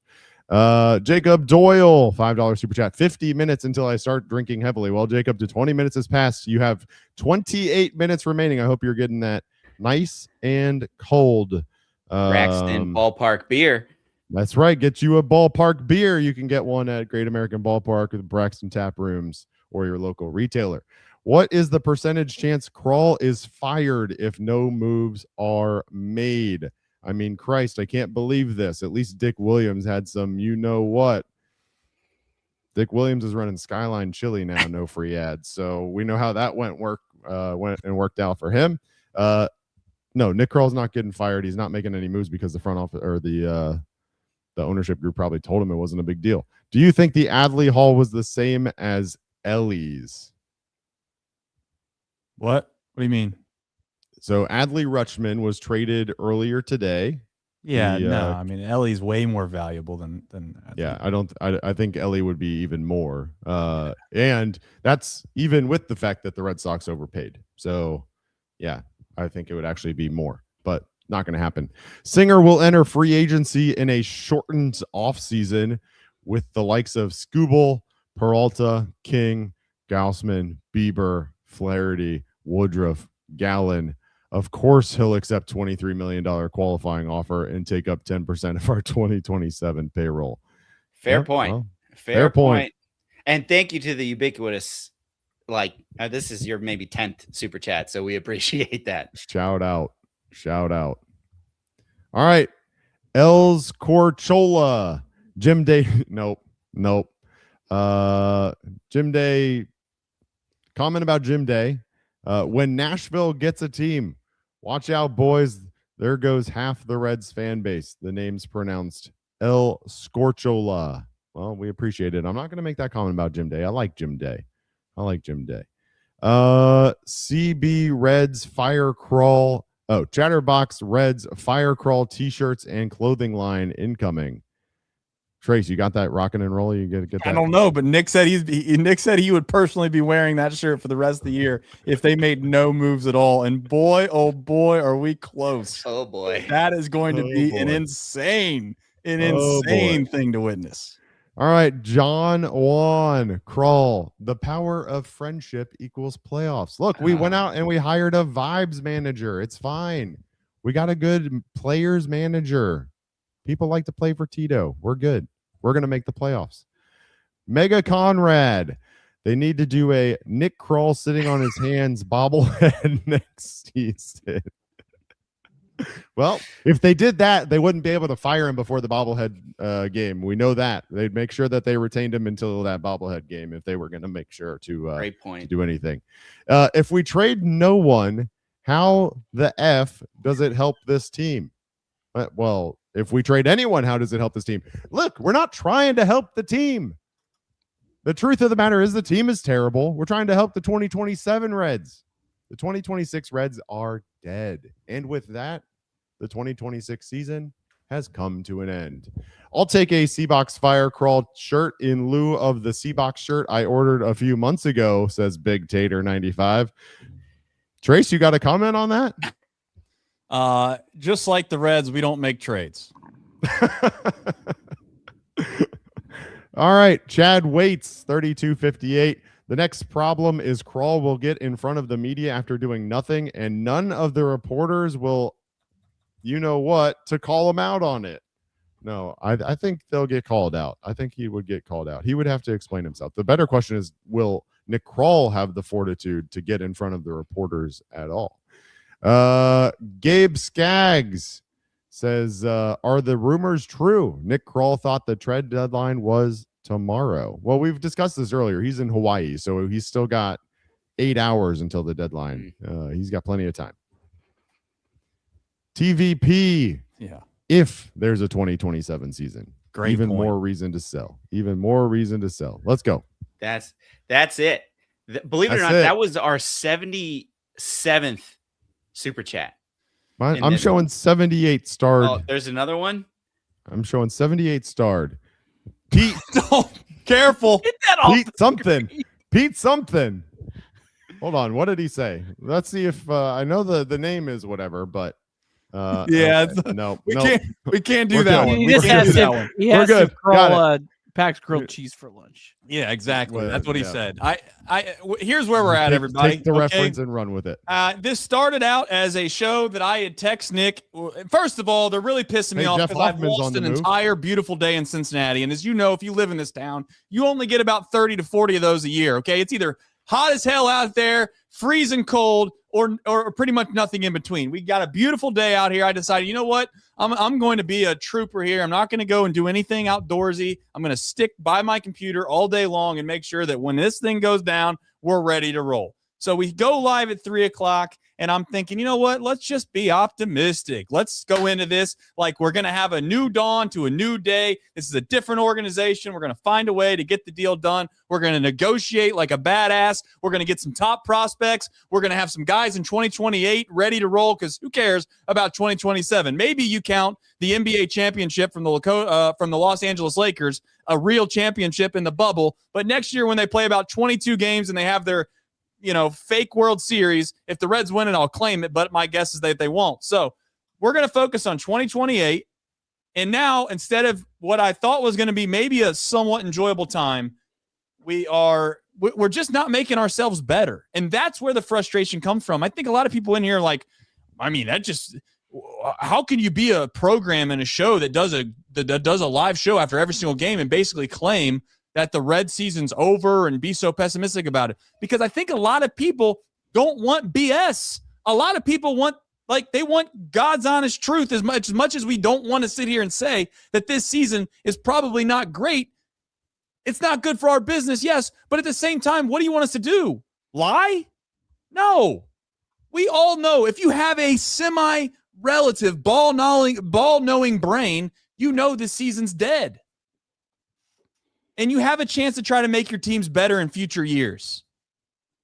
And we have yet to do that yet. And there's just no way in the hell a realistic, somewhat competent organization would not make a single move. Okay, you could sit here and argue all day long about whether or not they made the right moves or how many moves they made if it was justifiable. 0 moves? 0. With as many expiring contracts and as many contracts as you'd like to get off the books. I was thinking last night, Mike, maybe we could get rid of Pagan and someone would value him. We can't even get rid of Stevenson.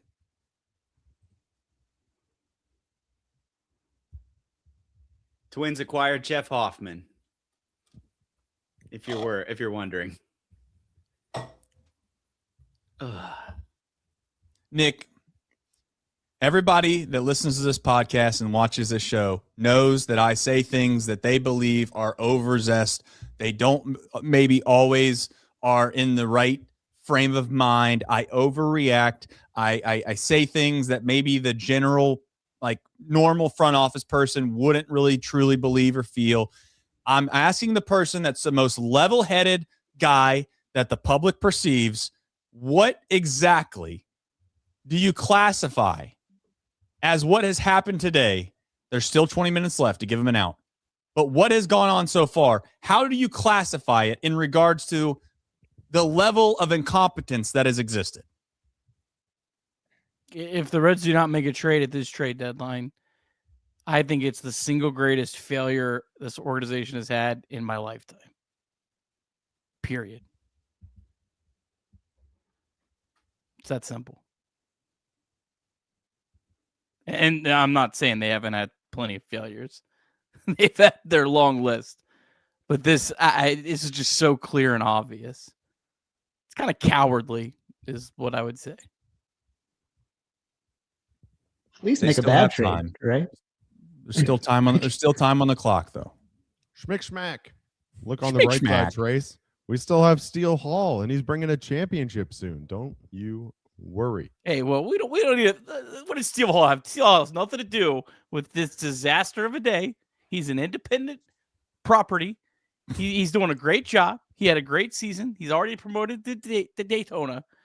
Steele Hall deserves none of this rage. Don't take it out on our guy Steele, because in about an hour, he's going to be the only hope we have. I guess here's where I'm at. For all those that say that there's no way the Reds could return something of value. If they had the payroll, I'm talking about us, Reds fans, it's going to be hard to believe this for a while. So just jump into your imagination box and run this with me. If they had the payroll of the New York Yankees, okay, and we sat around and we talked about who they could go out and get in free agency every single year, and it's the cream of the crop more times than not. And we were sitting there 6 games above in the wild card, basically a cinch to make the playoffs. And we had a guy like Jose Trevino catching for our organization, who was the best player that we had at that position, Jose Trevino. Would we, as a Reds fan base, be willing to part ways with Steele Hall?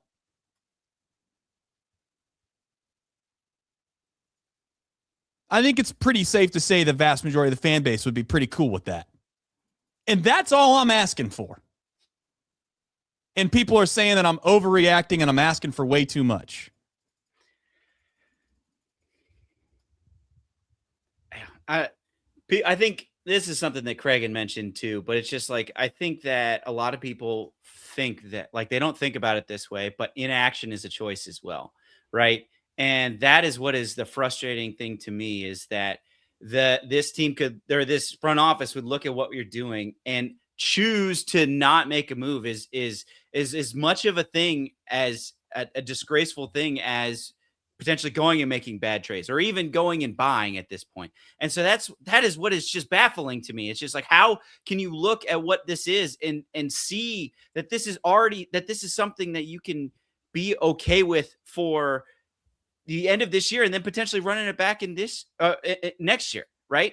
I just don't understand how you can see what you've got. Yes, there are some good pieces, but the extremely flawed team in your bullpen, extremely flawed team with your depth in certain areas that you would, look at this with the number of teams that you need to pass as something that, I'm going to choose to not do anything because maybe we have we maybe have potential because we're within 6 games. Like, I can't fathom how that's the decision that we're making here. How, like, it is a choice to not do anything, and it is, the worst of all of these three choices, in my opinion. So I don't understand. I know a lot of that's already been said, but just like looking at this team, yes, they've won some games here recently, but just like there's still the downside of some of these players and some of these players that are performing now. And it's just like, I don't know how you look at it and say, yeah, this is worth pursuing. So, and it's just wild to me. All right. 15 minutes remaining. Some more super chats coming in. Trace, I just texted you a nice little mock-up here for this super chat. Idiot Stupid says there's some fire crawl and fireball tie-in there. Trace needs to explore. Maybe he takes a shot of fire crawl until crawl is fired. And Retro Modern says appreciation for you all hanging out on this one yet again. Woeful season, so the far-flung fans can get great real coverage. We appreciate you and appreciate you tuning in. Man, these super chats are insane. So many of them. Nope. Did it again. Honesty is why I follow y'all. Thank you.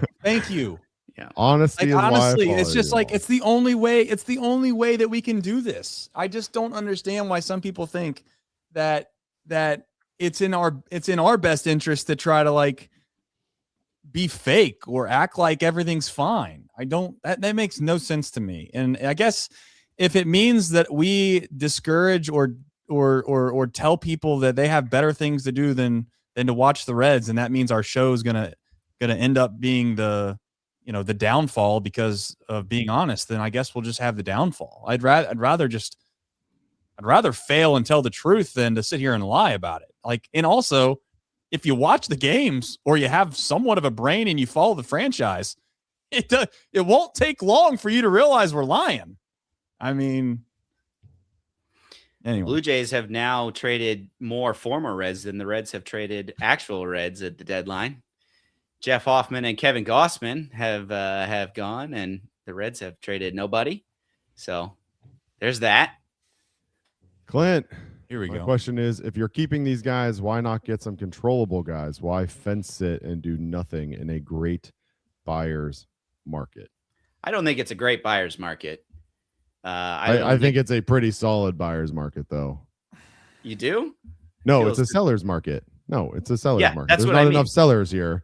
Sorry, Yes, I thought he like mistyped. I think that's a mistypo. I think he means it's a great seller's market. This is not a buyer's market. This is a great seller's market because there's so few sellers. Yeah, which is why you saw someone like the Boston Red Sox move Marcelo Mayer in order to get Eric Miller. There. What did I do? You put up a very man. Super chat. Sorry. Just call me Ron Burgundy. We might have to delegate this job to somebody else, Nick. Someone might have to like click on him and pre-read him before I get to him. Otherwise, I'm just gonna click and go. This one looks okay, I think. Nope. No, it's not okay. It's not okay. All right. I don't know what's going on here. I thought this day couldn't get any worse based off the fact of the incompetence of the Reds organization, and Craig Sandlin comes in here and he tries to outdo him. Try to get us canceled. Pete will read your super chat if you change your name. There you go. But till then, can I read Chad Williams? Can I read Chad Williamson's? Yeah, all right, Chad, long-time viewer. Appreciate you, Chad. By the way, Diamondbacks reportedly acquiring Lars Nootbaar from the St. Louis Cardinals. So shout out. It's clear Tito is running this organization on decisions 1 year after this left, and he does not want to play 2 months and look even worse on the field. Fire Tito and Crawl. And then Midwest Sports Cards. Can I say that one, or I don't know. I mean, as long as I don't know. I didn't read it yet. Should I pause and read it before I put it up, or let's see? I think we're okay. The Reds might not be making a decision to do nothing. It might just be that nobody wants any of our players for what we are asking. Why are we asking for anything is the question. Like, Gino, take a bag of peanuts. Great, you can have them. Brock Burke, give me a Dominican Summer League random player, and we're probably fine. Like the asking price doesn't need to be high. Just get them off the books. Yeah, Save sometimes money, they become put it towards next year. Sometimes they become Hector Rodriguez. Like that's what we need to. That's what we need to do. A the lottery St. Louis ticket, Cardinals it has better options than what we're gonna have this year. The St. Louis Cardinals are 2 teams ahead of us in the wild card race, and are a game and a half up on us in the wild card race, and they are selling. Like they see, hey, we've got a seller's market. Let's sell Dustin May. Let's sell Lars Nootbaar. These guys that obviously have value. I don't understand how you can look at this. The Washington Nationals, they're above us. They've sold Foster Griffin. Like the people ahead of us that have a better shot at the playoffs are selling. Why are we not selling? What is going on? We're going to sell someone. We have 10 minutes. I'm holding out hope. Yeah, it's all coming down under the wire. You're there right. It is. 10-minute warning. Listen, we're gonna warning. we're gonna trade him at the last second. We've been playing chicken, and it's gonna come down. They're gonna find something. I'm just shocked there's not more rumblings, right? Like if it's really about we're trying to shop them around and get the best package and see, like how do we maximize return here? You'd hear more rumblings, not rumblings that, the Reds are going to sit pat with Brady Singer. Like the only time we really hear about anything is the Reds deciding to sit on a guy. Like at this point, the only thing we've really heard is that the Yankees are maybe interested in Tyler Stevenson. It's not even actual conversations. It's just that they might turn to Tyler Stevenson because there's nobody else on the market. I don't know. There's also a lot of action going on around the league. This is a much busier deadline than it was last year. It feels like, just not for the Reds. I saw someone tweet out, and I don't know for sure if it's accurate or not, but that 22 of the 30 MLB teams have made a trade today, and the Reds are just one of those 8 that have not. I think the Reds are one of 2 that haven't made a move at all. Yeah, it's a perfect encapsulation of this front office. Past few years, how many times we talk about needing an outfield bat, needing to add, bullpen help. It's this. They're just content with being not even average, and it's showing full head right now. It's just a question for me of is it a scenario where they legitimately just don't know what they are, and so they're just doing nothing? Is it that they're overvaluing these guys and want an actual return? And then since they haven't been able to get the return they want, they've just decided not to move them? Or like, what do we think is going on behind the scenes right now? Is Kroll actively trying to get shit going? Oh, excuse me. Get things going? Or is it just we're good? What is happening right now?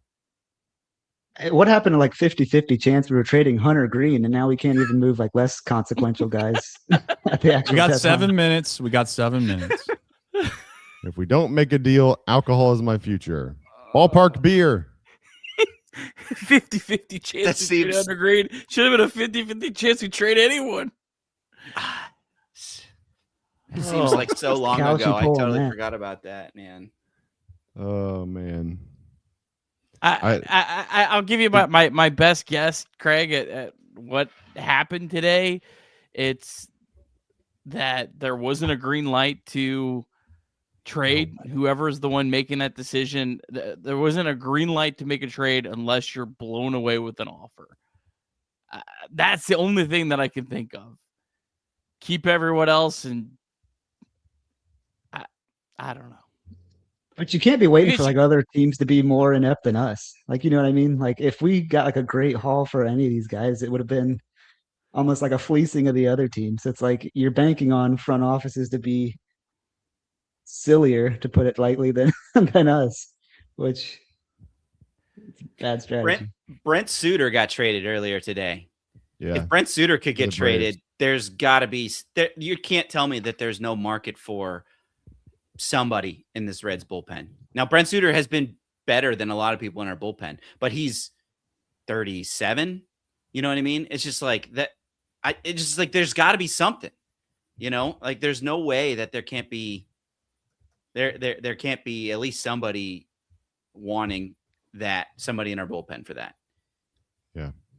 At least the Bengals tried this offseason. And by the way, Chatterbox Bengals live in your podcast feed every single morning all year long. So make sure you download that, leave a 5-star review on that. And with training camp going on, lots of news. And we'll be covering it all season long, including live watch-alongs every game day, just like last year. All right, 5 minutes. Yeah. 6 minutes ago, 6 minutes ago, C. Trent did put out a picture of Great American Ballpark completely empty with what appears to be really no one in the dugout with the hashtag hug watch. I don't know if that's just like I think kind of like Nick Kroll typically speaks with the media at the end of the deadline, regardless of what happens, and I assume he's just there. No, I get that. I'm not saying he shouldn't be there. I'm saying, like, I didn't know if that meant like he has an inclination that there's going to be some guys that are getting ready to go and get their stuff. That's not how I just viewed it as he's just there. Yeah, gotcha. Maybe I guess maybe that nobody's in the picture as nobody's getting traded. Clint says if you have season tickets, cancel them. Idiot Stupid asked if the MLB does the thing where 5 to 10 trades could be announced after 6.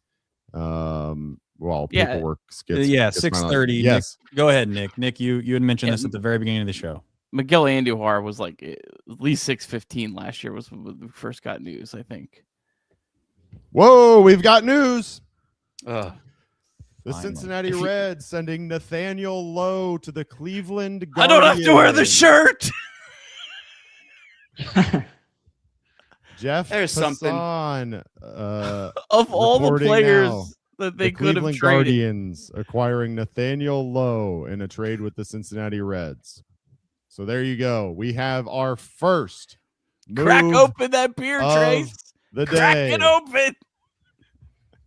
Hopefully this is just breaking the seal here. We got more coming down the pike. We got 3 minutes. That's right. Yep.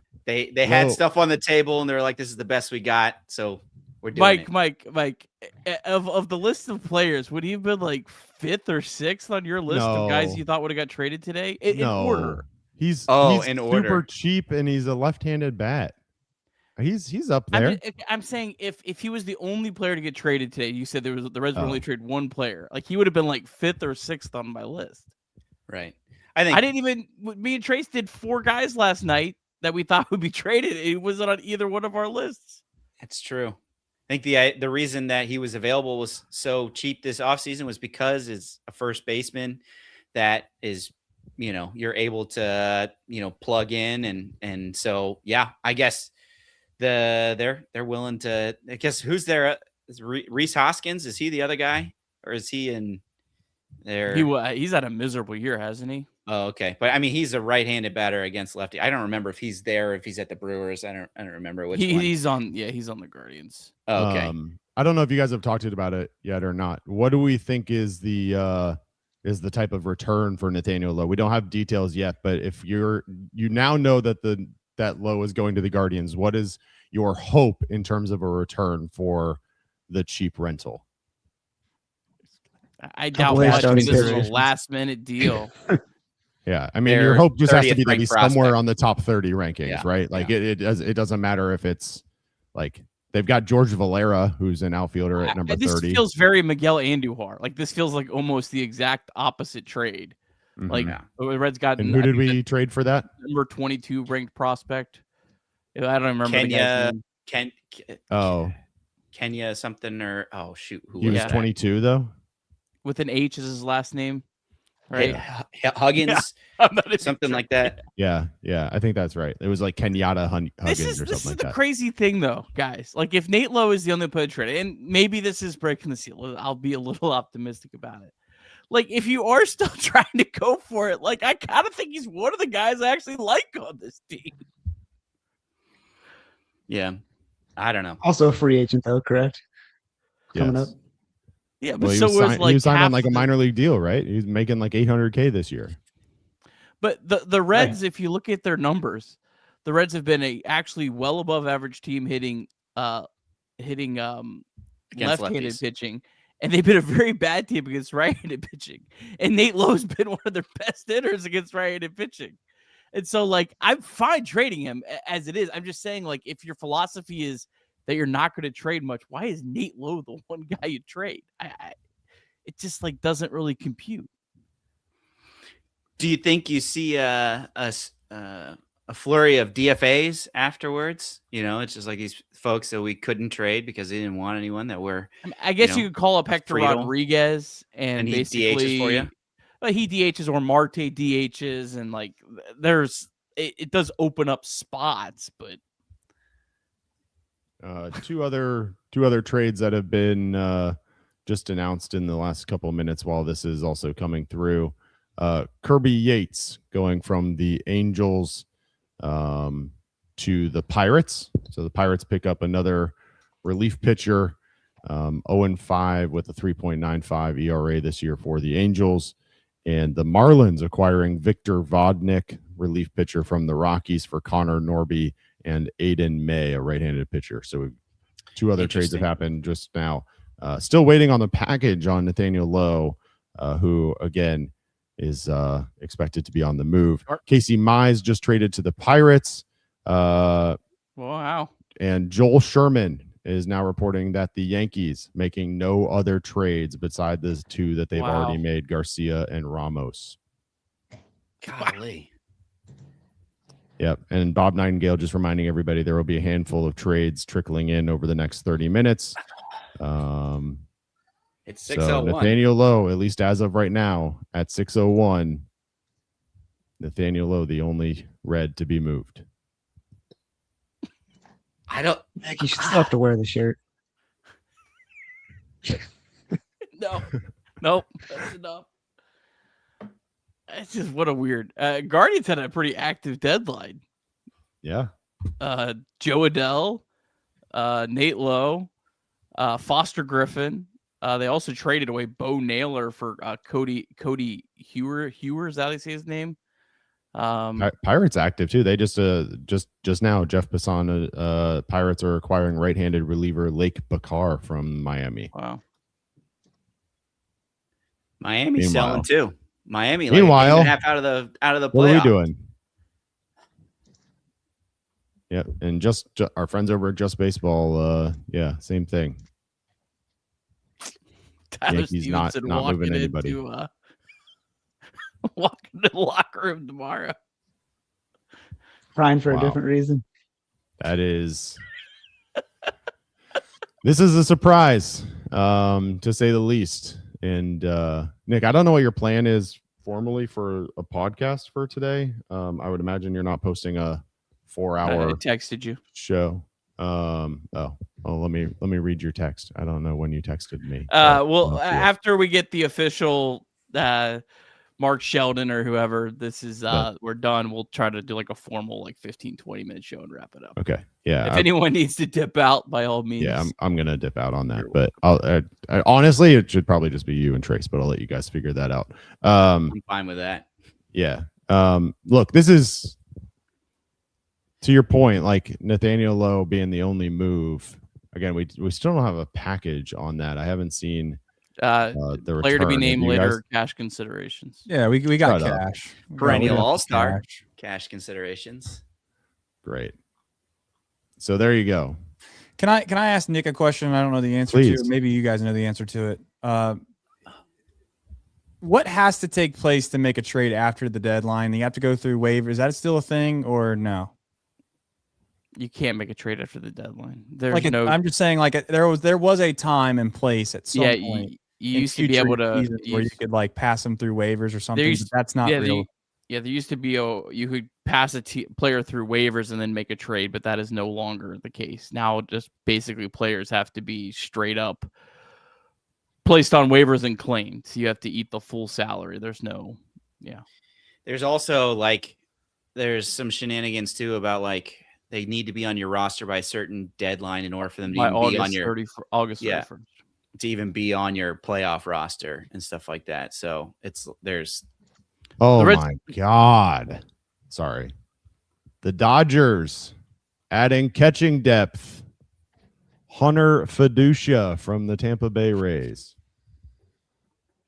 What are we doing? What is it? The Rays just gentlemen. Gonna... What is that? 5 catchers that were traded at this deadline, and Tyler Stevenson was not one of them. Did we forget that he was? How is that possible? Like, maybe people really, really, really take into account that he's awful at framing. Maybe that's it. You know? Yeah, I'm sure that's it, Mike. I'm sure. Look, I need answers. I have to assume that the Reds and Dodgers were in negotiations trying to move Stevenson over to the Dodgers. They couldn't get it done, and so they settled for fiducia. But man, that is, guys. If you punch in Stevenson on just the search, and it's not always the best thing to do, obviously on socials, and you go to latest, the amount of Yankees fans that are mentioning him by specific name and being beside themselves that they didn't find a way to get him is just as much as us. Yeah. Can we override the system? You're like, hey, GMs, call it in, Mike. It. Yeah, we're gonna call it in and make the trade for you. The fans want it on both sides. Wow. I can't believe it. How? Well, we're 6 minutes after, so we got about 10 minutes based off the fact that we're going to give ourselves a 15-minute grace period of something coming through, but we have no beat reporters from the Reds that have any scoops on this. No.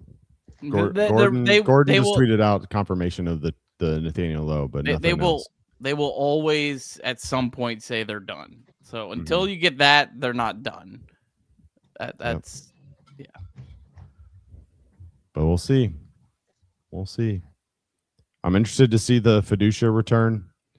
I've never heard of that guy. Oh, really? Yeah, maybe I don't know. I feel like I follow baseball pretty closely. I've never heard of that dude. See their backup guy? Because didn't they just get a catcher?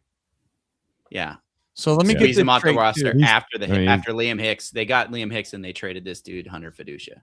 Correct. Okay. Who was hitting 234 with 2 home runs and 12 RBIs this season. Like, does trading Low at least get us past the excuse that we want to go for it? I mean, you traded Low if you're trying to win. That's what doesn't make sense. Like, if you're still keeping these players because you're like, well, like, okay, there's kind of 2 schools of thought here. And I don't want to just say all this because I'm going to say this all again in 10 minutes when we try to record like the actual podcast version of this. But like, there's 2 thoughts here. One is, well, we're not getting big returns for players, so let's just hold on to them because we have a 2% chance of making the playoffs. I don't agree with that at all, but it is a thought that someone could have. The other thought is, hey, we have a 2% chance. Let's trade players. If you're on the thought where, well, we're not getting much, let's kind of just run this out. You keep Nate Lowe because he's one of your best hitters against right-handed pitching. Like, what the hell are we doing? This is just, they're so stuck in the middle. They can't make a decision. Are we going this way or we're going this way? Nope, we're just going to be right in the middle. Like, it's just nuts. So Tyler Stevenson extension talks then? Is that what we're doing? I mean, it should have already been happening if you ask me, but yeah, I mean, I don't think so. You'd already be down that road. Like, yeah, that you would have had an internal deadline of like July 31st to get it done if you were legitimately trying to do that. Because now the Reds have like basically zero bargaining power, right? I mean, besides the He's fact free that agency either way, no other team wanted you. Maybe.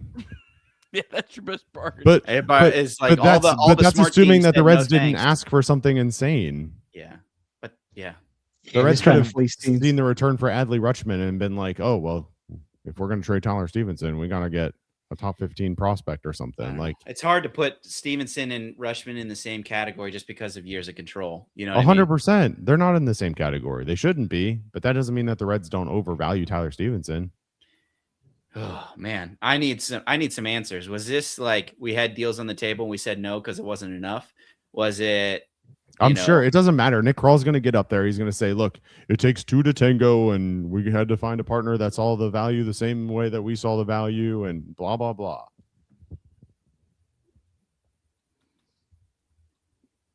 Could you imagine if there was a game in 30 minutes? Oh, God. They wish there was Guys, a game. This is from this. This is the low point, man. This is it. You guys, we can make the jokes about how bad teams in the past have been and where this organization has gone wrong. And certainly they've had a core in 2023 that you believed in, and then it's seemingly unraveled. You fire David Bell, make him the scapegoat. You bring in Terry Francona. You supposedly fix all the problems. You make the good press conference statements. You sit here and you act like you're going to hold guys accountable and do all these things the right way, yet seemingly nothing changes. Nothing happens. And now you find yourself in a position where you have a pretty clear and obvious decision that has to be made. Maybe you don't like to do it, but you know it has to get done. Nobody likes to have to do certain things in their life, but in order for them to be successful, you know you have to do it. And for this organization to miss on one of the most obvious things that one would think that you'd have to do is actually even beneath where we've been. As if losing for 30 straight years wasn't enough. As if perhaps sitting here thinking that, I don't know, trying to be a relevant baseball team with a small market, you get guys like me who have a little bit of pity for you. You think, yeah, you're right. Trying to go up against the Los Angeles Dodgers, the New York Mets, the New York Yankees of the world is really tough. You got to be almost perfect.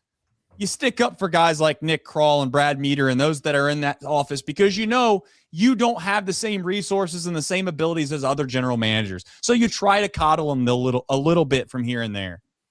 You listen to the message in 2023 about how you don't want to trade away, your young prospects because you don't want to devastate the farm system, because at that time you had the 5th ranked prospect in all of baseball. You had a team ranking of 5, and then you fast forward a couple years and you stand pat every single year.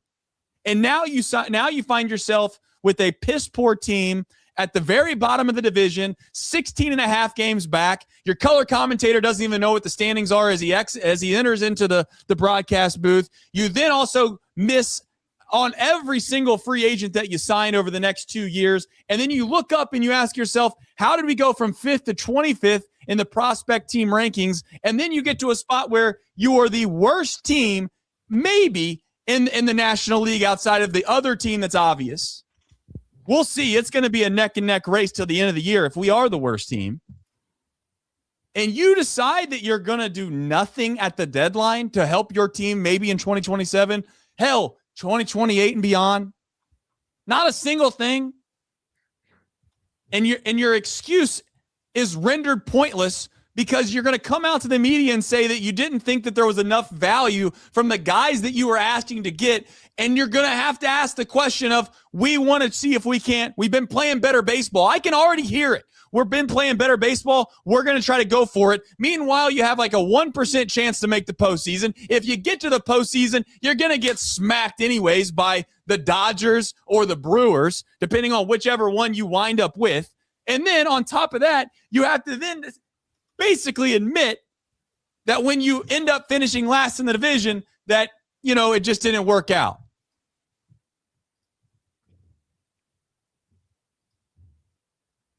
I feel sorry for people that do this on a day-to-day basis, and they have hopes that this organization is going to put the best foot forward and try to make the right decision. Because they even themselves admitted they aren't going all in to try to win this year because you trade Nathaniel Lowe for cash. Say whatever you want. Go to the media with whatever narrative you want to go with. This fan base is smarter than whatever you're going to spew. So save it. Please save it. Don't belittle us by coming out with a reason as to why you didn't move some of these guys. It's obvious, and every single organization that has half a brain would have moved them. So please, if nothing else, stand on business and walk out there and tell us the truth. Tell us that the ownership group didn't want to move guys because they started crying in an interview. Tell us maybe you didn't feel like you were getting the best in return, so we just said to hell with it. But spare me the BS that you have some kind of plan, because you don't have one, and it's pretty obvious. You're half in, you're half out. You have one of the most historical franchises in the history of this game, and you have ran it literally into the ground. You have people like myself who have lived on this planet for 37 years and have seen no winning at all. The best thing that I've seen is a Buster Posey grand slam that landed 10 feet next to me, and that's the highest peak. That's the highest peak I've ever been as a Reds fan. So do us all a favor. Save your breath. Just tell us the truth. Because this nonsensical thing you're going to come out to us and tell us what happened is, I'm going to tell you right now, none of us are buying it. I'd like to think that us as a fan base is smarter than whatever it is you're going to spew. And that's all I got to say. I don't know what we're going to do for the rest of the year. I'm still like the kid that's sitting there on Christmas Day at 9 o'clock at night praying to God that somehow mom and dad forgot that Santa Claus left a present in the closet. Breaking news. Sorry, Trace. Please. The St. Louis Cardinals have acquired left-handed reliever Caleb Ferguson in a trade with the Cincinnati Reds for $250,000 in international bonus pools. Really good, Craig. Way to get my hopes up.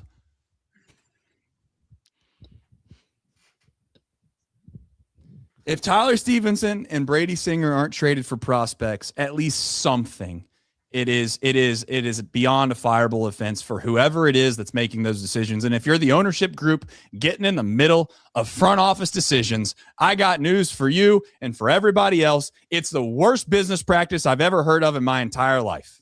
And if you're the front office and you don't have somebody above you telling you what to do, and today was all of your decisions, then it's clean it all out.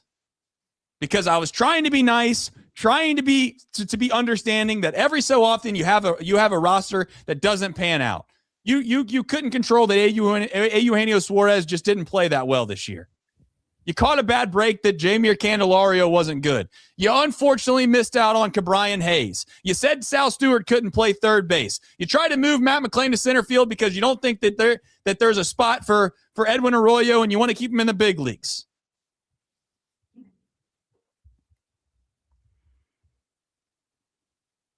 You have an opportunity at the last deadline to move a handful of pieces that probably get you some legitimate return, and you don't move on any of them. Yet they find themselves on the IL for the vast majority of the year for injuries that they've had throughout the course of their career. It's all at this point so bad that this isn't even a bit.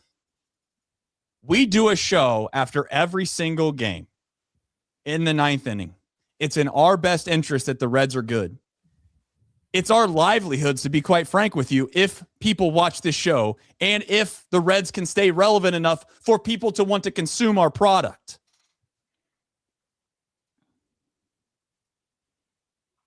And we're on the precipice of a lockout.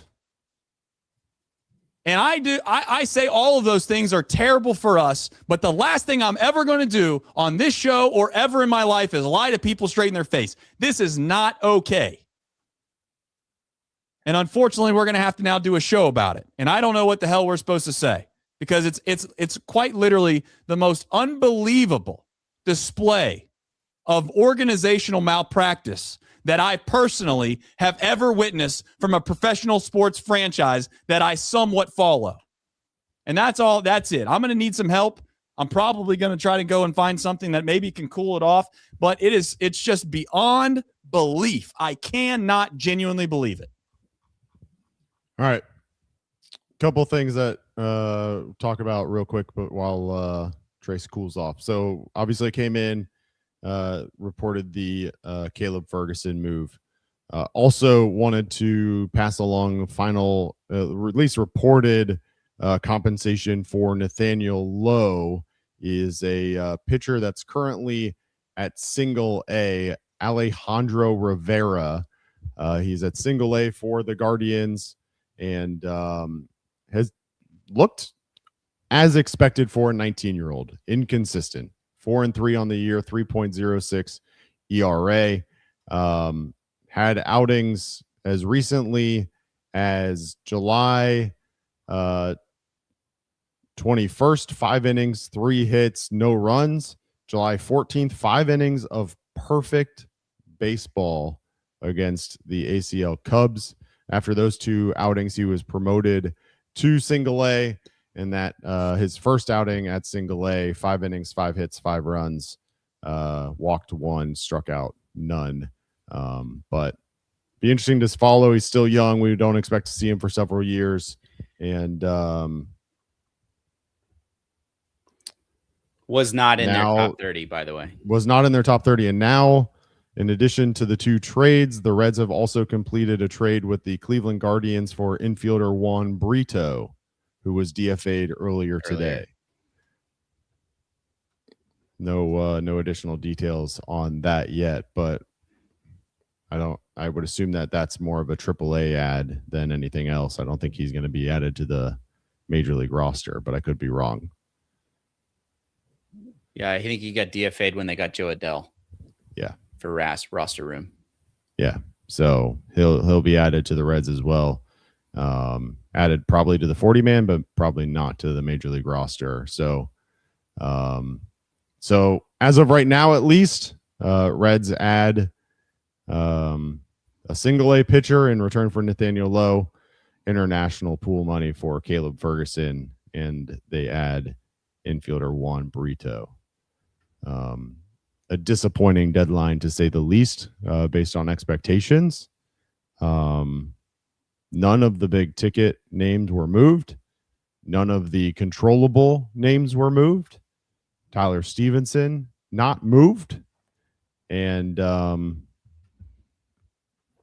now we've got 2,100 people in here who are probably just as baffled as we are.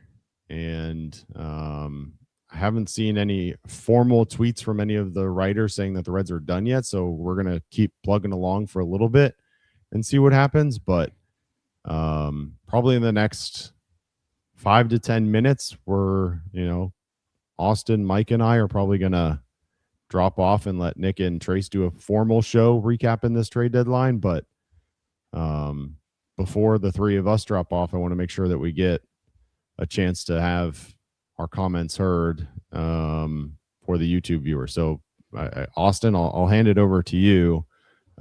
Just general reaction so far to the trade deadline. I mean,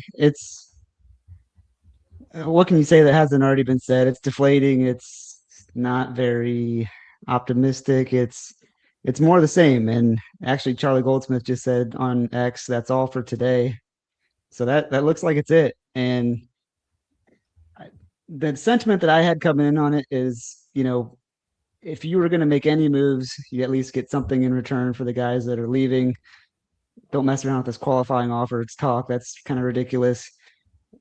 If you can't get anything for these guys that we're going to be losing as free agents, I agree with the sentiment that it's organizational malpractice. I mean, it's baffling to think that you'll lose these guys, the guys that were pending free agents, and get nothing unless you make a pretty asinine offer to keep them on your team, just for a compensation pick. And I don't know and I guess the argument would say, because you're going to hear it somehow, from Nick Kroll, that, hey, we're only 5.5 games back out of the wild card. That's great. You just made yourselves worse at the trade deadline. So the plan doesn't make any sense. It hasn't made any sense for a while. So I don't know. I guess, like Charlie says, that's all for today for me, man. I don't even know what else to say. Mike. Yeah, I think the ironic thing about the whole thing is that if we really did feel like, hey, maybe this team had enough to go for it, which I can't imagine they felt that way, but I don't know. Maybe that is what they felt. That was just like completely like the biggest sign that you should know that your team is not good enough is the fact that nobody wanted your players.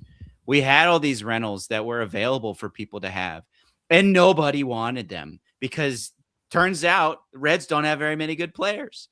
And yet we stand here with those same players. And if we go on, and maybe it's just putting on a bold face, but it's just like, if we go on and say, oh yeah, maybe we're playing better. We got a chance here. I know no one else in the league wanted any of our players that were clearly for sale. We've been for sale for months, but hey, we'll see what we got. We'll see if we can do that. Now, maybe it comes out that that's different. I just find it extremely ironic that it's like the team that the Reds want to roll back out there, that basically almost all the buyers looked at our team and said, no, thanks. Yeah, it's funny to me. We don't know the details still yet, but the Reds traded Nathaniel Lowe to the Guardians in exchange for a player not on their top 30 prospect list, and then turned around and traded for a player on their top 30 prospect list in Juan Brito. So I don't know. Here's what I kind of want to do, and I'm open to pushback on this, but I appreciate Charlie's tweet and I respect Charlie a lot, but I kind of want to drag this out a couple minutes until maybe a couple other reporters also say that they're done. Just to be sure. We have a bunch of super chats that I think it's appropriate to get in before Nick and Trace do their more formal show. So if someone wants to handle putting those up, I'll read through them and go through those. But we've got over 2,000 people in here still watching this, I'm sure with the same reaction that we have. And so I want to get through some of those real quick. So I think the first one is Jacob Doyle, if I'm correct. At least at this point, D-backs got Newbar. We're officially the only team with 0 trades. Obviously, that changed which is interesting because last year felt dead, right? So the fact that every team made a trade this year is actually kind of interesting. Tim Barnes says there's no way this team is this incompetent. Wow. Yep. Shocking to all of us. Rob Tama, we appreciate you, man. $5 super chat. Long time, first time. Y'all have a great show. That is all. We appreciate you, Rob, and we appreciate all of you that are in here, whether you're able to send a super chat or not. We appreciate you just being here. It's the reason we do this is for all of you. And I know I speak on behalf of everybody on this show that it would be even more difficult to talk about this organization on a nightly basis if it wasn't for all of you. Is anybody reading these before I get to them to make sure I don't do something stupid again?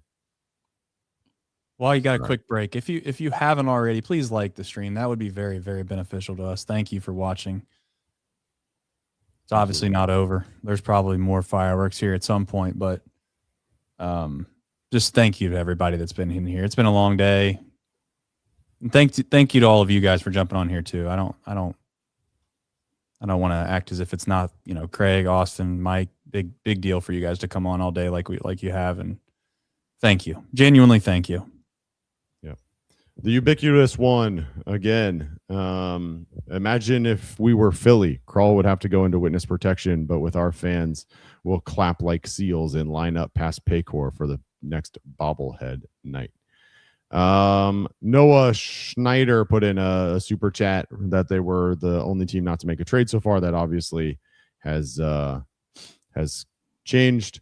Tim Barnes came back. If this is the only trade, it's a complete fail. Well, Nick and Trace will give their opinions, but I think I will speak on behalf of them real quick. This is still a complete fail. Chad Waits said the return for Lowe, a used 8-iron and an expired Coke. I don't know that it's a good return for Nathaniel Lowe, but Alejandro Rivera intrigues me a little bit at least. So we'll see. Gabe Skaggs, never have seen Trace so defeated. Being a Reds fan is more like a job every single year. Ubiquitous coming back. Sounds like Nick needs that shirt after all. Tim Barnes, fire Nick Kroll. Next one, Clint West. Can't even find the guy we got for Nathaniel Lowe on Google. LMFAO. Kroll has to be cast out of Cincinnati. Again, just trying to preview these before I put them up on screen since I've made mistakes before. Tyler's still on the team because he cried. I knew he was staying just as soon as the clip aired. This franchise is the laughingstock of the MLB. TVP, anybody want to start a GoFundMe to buy the Cincinnati Reds? Ned Flanders with a $20 super chat. Appreciate you, Ned, as always. I think this was your first one of the show, but if it wasn't, I apologize for missing it earlier. But the Buddha taught there are two arrows of pain. The first arrow is the unmet expectation. The second is our mental reaction. Anger, regret, and dwelling is how things should have been. Peace arrives when football starts. Well, training camp is here. Training camp is here. Crane Dog. Kroll comes out and says, well, where are you going to go? The TVP chimed in and said, we got Alejandro Rivera for Lowe. Appreciate that. Cryo you? I don't know. Trace, you are my doppelganger when it comes to the frustration of two organizations, word for word in Cincinnati. David Shaw, longtime viewer. Appreciate you, David. The Reds are now the worst franchise in the state of Ohio. Not the Browns, the Reds. Embarrassing. Fire Kroll.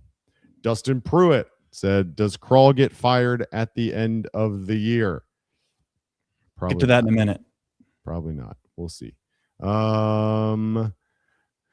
I am disgusted to see Charlie Goldsmith already spin for the Reds front office by saying that Nathan Lowe was, quote, the most likely to be traded today. Well, I think the boys will talk about that a little bit again, but they talked about that during the show about how that was probably the fifth or sixth guy on their list that if they were only going to trade one guy, that would be who they would trade. So we know how they feel about that. Addison said, trade the owners? Maybe. Matt at Wood Videos, just a $5 super chat. Good looking. Appreciate you. That is a good looking dog indeed. Mike Nike 83. Never forget. Yeah. Never forget. Connor came in. My season tickets are done. I can't justify it anymore. I'll just keep getting disappointed at home. Thank you, Seabox crew. Y'all are awesome. And then just one final super chat before, or maybe two more, but how bad does Tyler feel now? I don't know. Maybe Tyler's happy. Maybe the guys will talk about that on the show as well. And then a $1 super chat here at the buzzer as we wrap this one up. All right, Nick, Trace, I'll let you guys take it over for the 2,000 in attendance and the millions that'll listen to this in the podcast version later on. We appreciate you all. Until next time. Thanks, Craig. Trace and Nick got it. Thanks, Craig. All right. Let's do a quick housekeeping here first. Let's do this. Let's just do like a little reaction to our thoughts on the overall thoughts of the deadline. We're not really going to go into Juan Brito or Alejandro or whoever else they got. I'll do a separate video later. I'll when the fumes leave my body and I can think. We'll talk about those guys because Brito is actually a top 30 prospect of the Guardians, a good farm system. So I think he is worthy of at least some discussion. Maybe I'll have Mike or someone join me for that. I doubt Trace really is desperate to join in on the Juan Brito discussion. So this will just be more for the podcast, just kind of our initial thoughts on what the Reds did at the trade deadline. All right, Nick. I'd like to sit here and be as joyful as I possibly can to start the podcast here, but ultimately it's a disappointing day, and maybe devastating is the word I'd like to use, and we'll get into maybe the reasons as to why. But you have all these different areas that you thought the Reds organization might go. They might, make some moves that you can get excited about. And even though this Reds team isn't going to play all that good of baseball for the remainder of the year, you still have like some reason to watch as the young guys get to come up and they get some opportunities to play. But then more so, you have some guys that can replenish a farm system that sits towards the bottom of this league. And you wind up waiting until 6:30 now, and all deals have seemingly been done, and you wind up with nothing, Nick. And yes, I get it. They made a couple deals there at the very last minute that are inconsequential. They mean little to nothing to this organization. And there's no other way to say than it's just disheartening. And there's a lot of things to get into here. And I'll just kind of open the floor to you, Nick. I know you had made mention that if they didn't trade anybody, that you thought that this would be the lowest point of your Reds fandom. They made some trades, so now maybe you can hide behind the curtain. But ultimately, I'll kind of give you the floor. You haven't really given a chance to give your overall thoughts so far, and the floor is all yours, my friend. Yeah, I don't even understand the trades that they made. Like, if these are the only trades that you're going to make. Back in 2022, when this organization decided to rebuild, there was a dream sold to Nick Kirby that was, we are going to build a pipeline of prospects. And I've seen teams like the Brewers, the Rays, the Guardians, the A's back up until recently have a lot of success with that model. And I was excited that the Reds were really going to go all in on that. That was sold.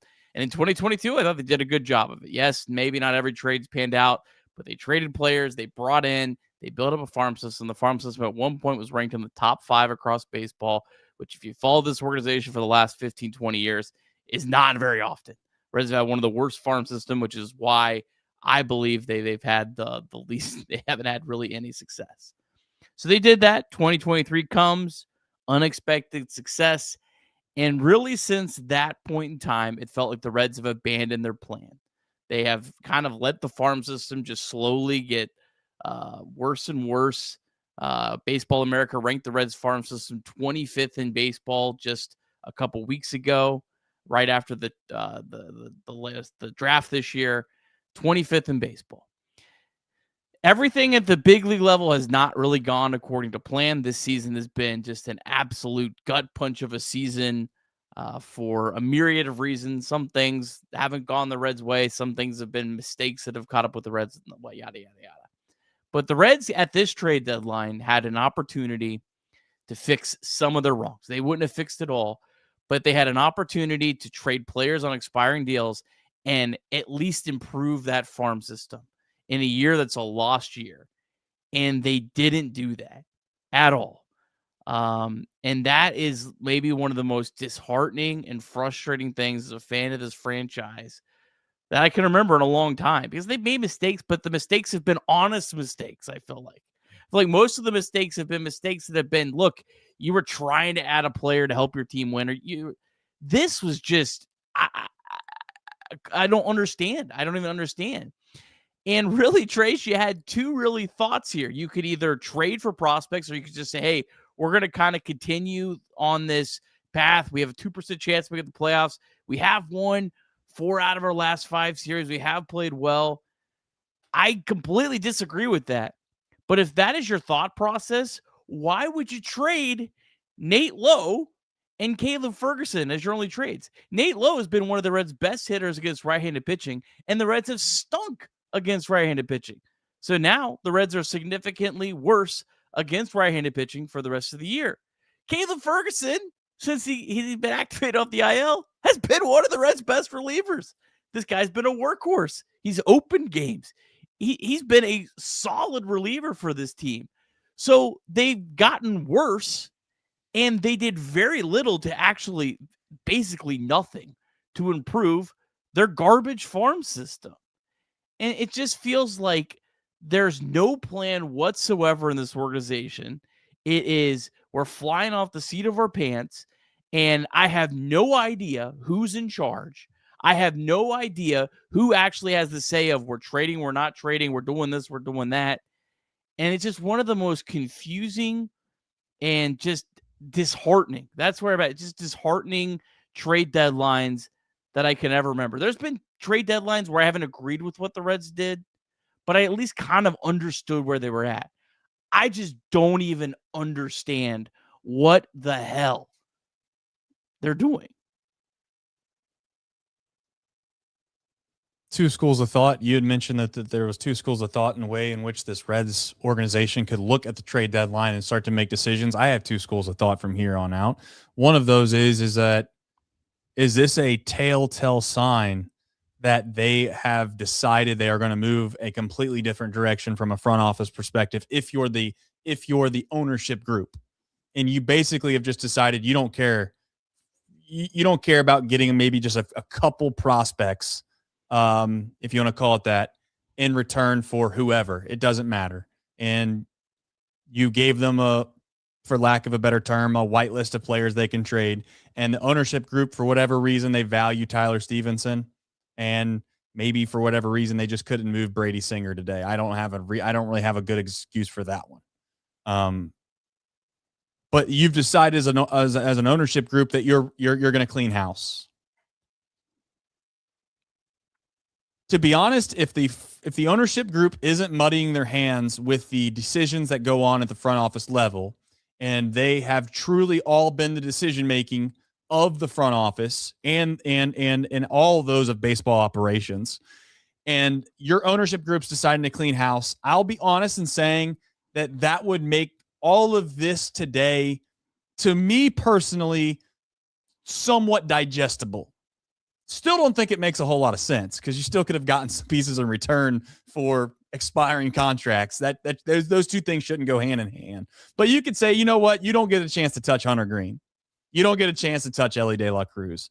You certainly don't. You're not going to make trades for guys that are going to come in that have team control that we're going to then have to do roster shifts for and make 40-man room for and all these different things. I can understand that logic. But if the other logic is that you think this front office is doing a good job and you think that they're doing a good job after today, it just can't even be realistic to fathom going for it. This team in September, who has openly said they're probably going to shut Chase Burns down, and without Chase Burns, this team's the worst team in baseball. And that's not hyperbole. I mean, I genuinely believe that. If they didn't have Chase Burns, this team would be the worst team in baseball. But they play the Padres, the Brewers in a 3-game set. They turn around and then have to play the Dodgers in a 3-game set. They then have to turn around and play the Brewers in another 3-game set. They then have to turn around and play the Dodgers in a 4-game set. Then they have to turn around and play the Cubs in a 3-game set. Then they have to play the Braves in a 3-game set. And then they end the year with the Blue Jays on the road in Toronto. Come on. That isn't even that's not even that in and of itself tells me that if they come out into the public and say that that's part of the thing, that in and of itself right there is incompetence, and it's a fireable offense for saying that out loud. I genuinely try to have fun on this show sometimes. I go out and I make maybe some things that aren't as big of a deal out to be a big deal to try to keep the interest of those that watch kind of fun. You know, I like to chuckle and laugh every so often. I like to have a good time. I know people think I get overly pessimistic at times, and I know that maybe you think I'm just kind of this crazy lunatic that goes out and says stuff all the time, so you can't take me seriously. I'm so disheartened today that I don't even know where to go. I've signed myself up to do a show every single day in the 9th inning. And yes, we have help. I get it. I'm not trying to say we don't have help. We do.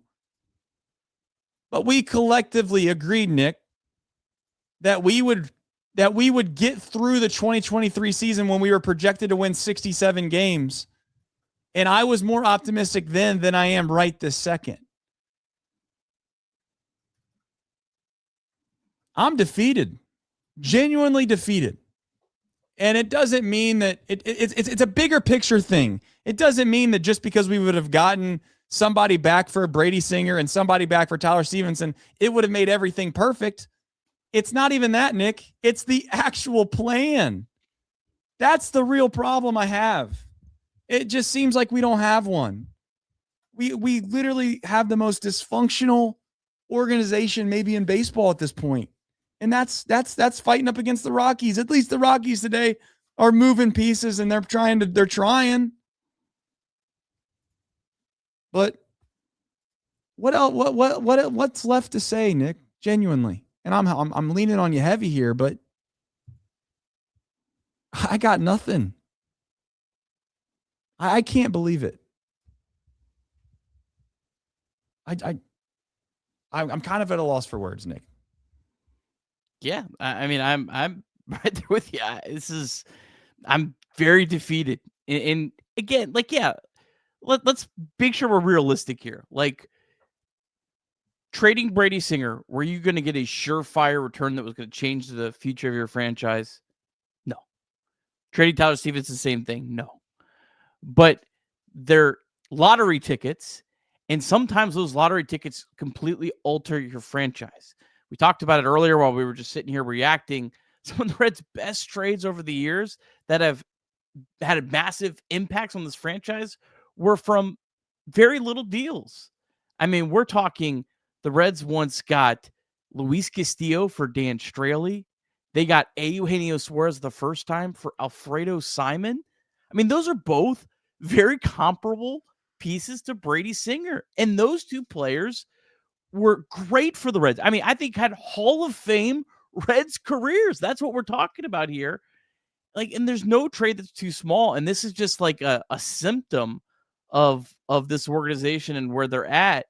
And again, I really just don't understand at all what the thought is. And even if you're completely against what me and you, like, there's a portion of this fan base that says, hey, look, they have won 4 out of 5 series. They have played better. And that's all true. And there's a 2% chance. And I think that's dumb to go for it there. But there have been there have been times where teams with 2% chance to make the playoffs. I think the Reds last year are one of them. The Cardinals back in 2023 were certainly one of them. But if that's the case, then why would you trade Nate Lowe and Caleb Ferguson for not much? Like, it's not like you got much back. It's just like they can't make up their mind. And if you think I'm crazy about Nate Lowe, I'm trying to get this in here. I want to make sure you know how big of an impact losing Nate Lowe is against right-handed pitching. This is the Reds' numbers against right-handed pitching this year. Nate Lowe's the best hitter.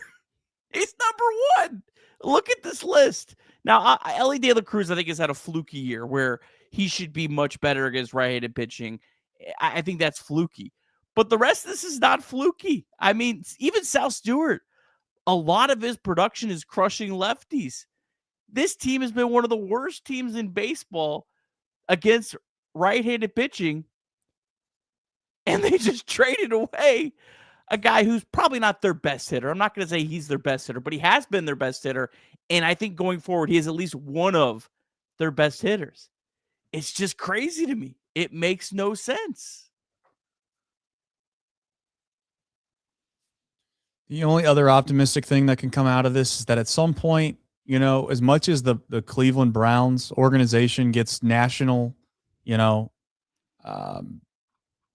humiliated from the media and you know, they get made fun of for the dysfunction, we give them a run for their money, if not of overtaking it at this point. And, you know, I got to be honest, Nick, I had high hopes that the CBA was going to help this organization a significant amount, and I still believe that it can. But the problem is that would require a front office that's above average, that's better than the rest of the league, and that's really what the cry for help is from the small markets. Is that, hey, listen, we understand that, you know, basically at this juncture, if you do it perfectly, you still can compete.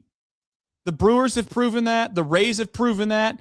I think that is the rally cry for most people that think things are fine and they shouldn't change at all, as they point to the select few small market teams that have figured out how to do it.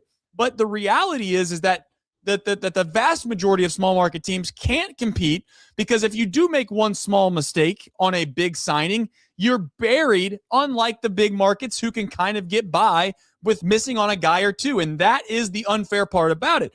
But the problem with this organization right now feels like we're double dipping on being incompetent. We don't have the resources to go out and spend the money. I personally believe that. Maybe I'm duped by the front office, or I should say the ownership group, but I'm not. I'm a realist. I look at this. I look at the market size of Cincinnati. I run a media organization in Cincinnati. I know how hard it is to try to basically have the same types of numbers as an organization that's reporting on New York stuff. It's obvious that market size does matter, and the Reds are in a small market. Doesn't again clear their name for everything, but I have a soft spot in my heart for that being a real excuse. But the truth is that you can't also have complete incompetence from a front office perspective as well, or at least a plan. And that's where we also find ourselves. If there was a salary cap and floor, based off the way in which the Reds have gone about it the last handful of years, they would still not be good. And that's what's disheartening. And I know that all of the guys that work at the very top level in that organization from a front office perspective, maybe they don't have total control. They've all been hired from within. They've all been groomed, and maybe they know that they have a great job and they get paid a lot of money, and it's like corporate America, and you really don't want to ruin that because you have all these benefits, these perks, a huge salary. You don't want to piss off your bosses. You don't want to tell them that they can and can't do things. You don't want to stand on business.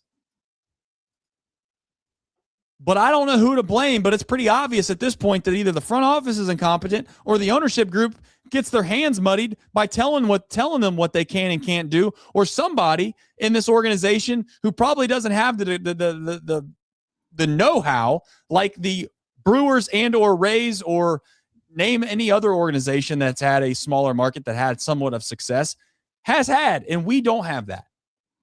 And as Reds fans, we basically just have to eat it over and over and over again. And what I'm here to say is that I just think that it's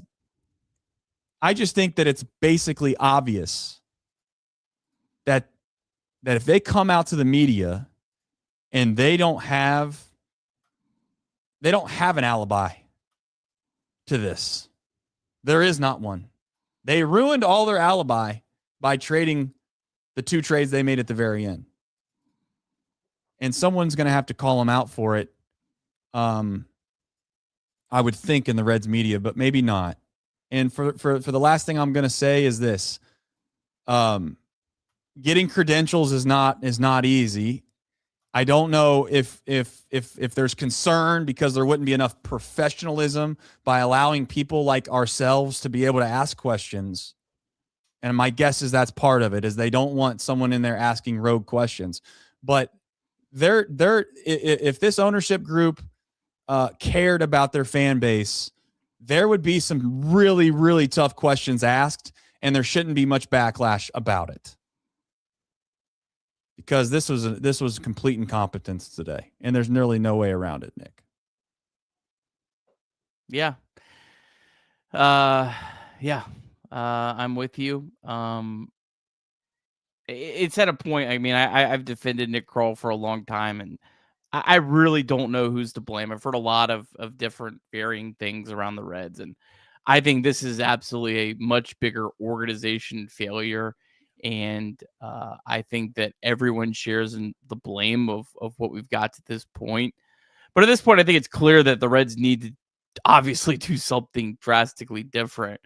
And to be honest, I think they need someone that will tell them no.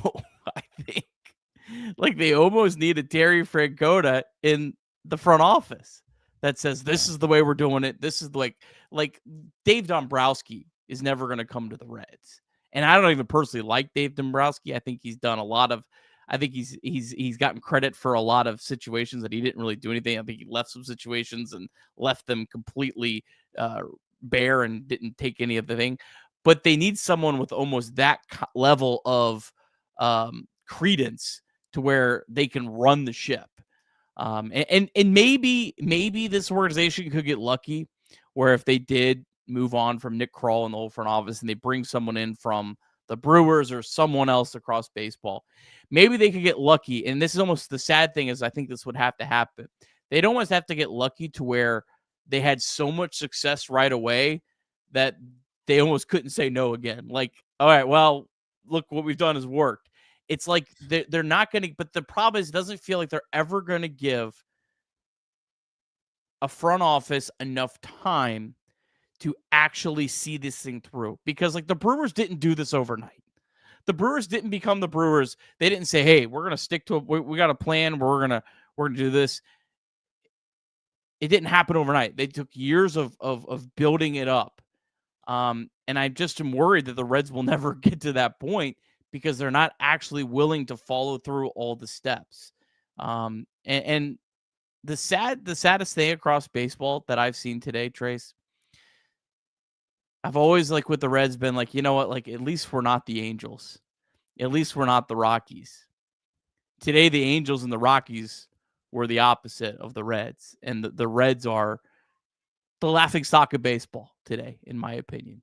And they deserve it, and they should eat it. Agree completely. And I mean, that's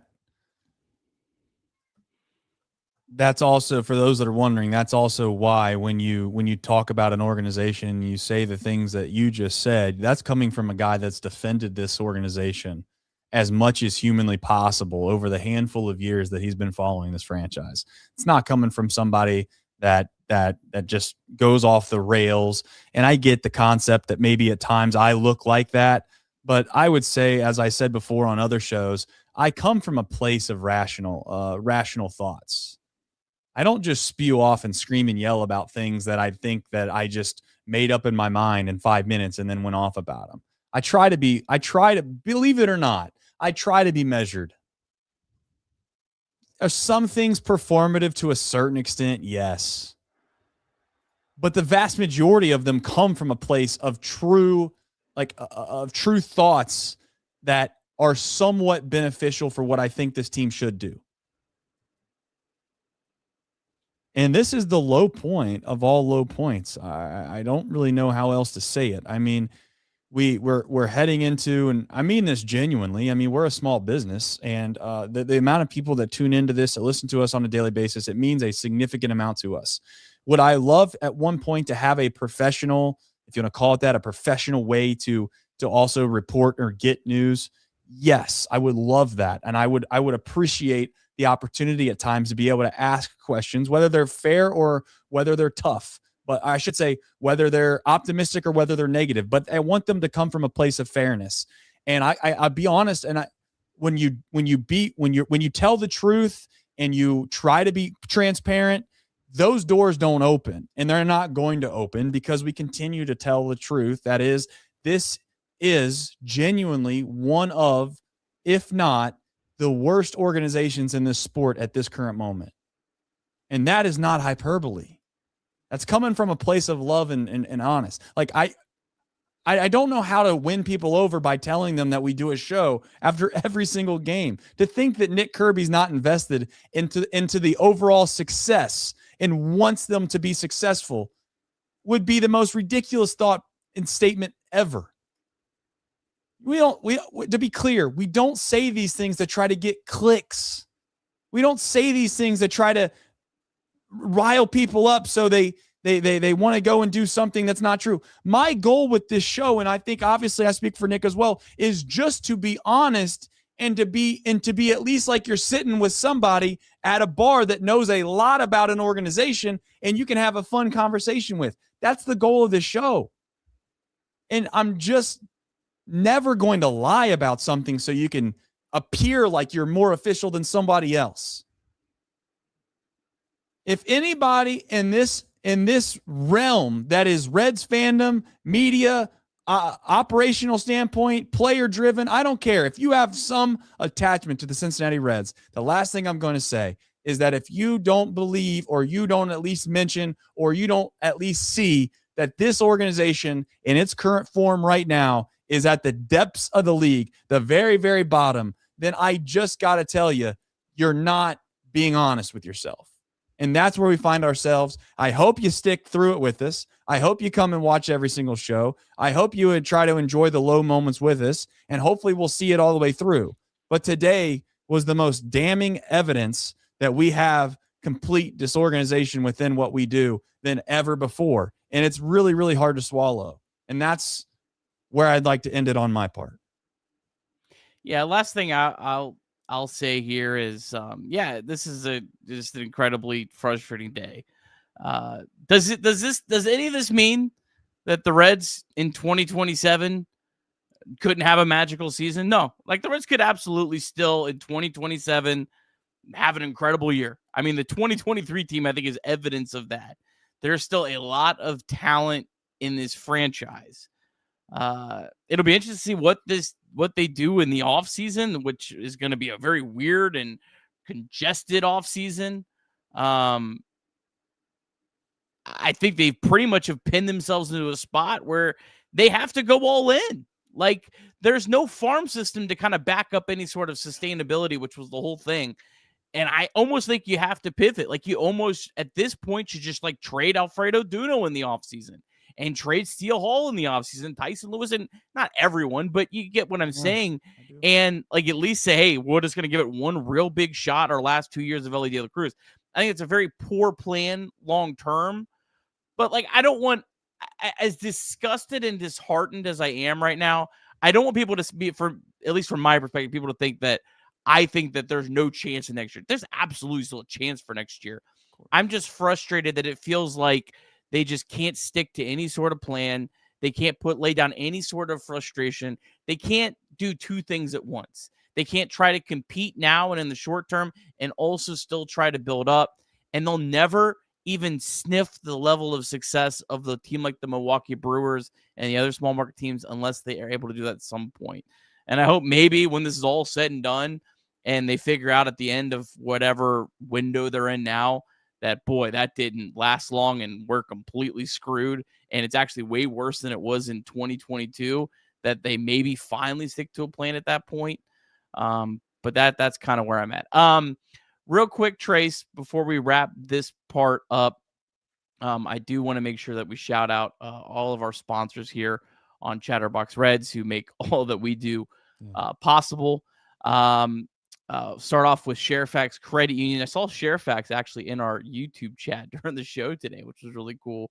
They have a YouTube channel. They have a podcast as well, the Financial Podcast, which is really cool. They're doing some great stuff over there with Sharefax Credit Union. But Sharefax is a not-for-profit financial institution owned by its members that returns earnings to them through lower fees and better rates in addition to traditional banking options. Sharefax is an equal opportunity lender and insured by NCUA. Also, shout out to Braxton Brewing Company, our sponsor of the Deep Drive of the Day. They're the official craft beer partner of the Cincinnati Reds. You can crack open a ballpark beer, a crisp German-style light beer crafted perfectly for 9 innings and hot summer nights. Grab a cold one at Great America Ballpark, Braxton Tap Rooms, or your local retailer, Braxton Brewing, brewed for Reds country. And, of course, Richter and Phillips. They have first look appointments now, an appointment designed for people just starting out in their engagement ring journey.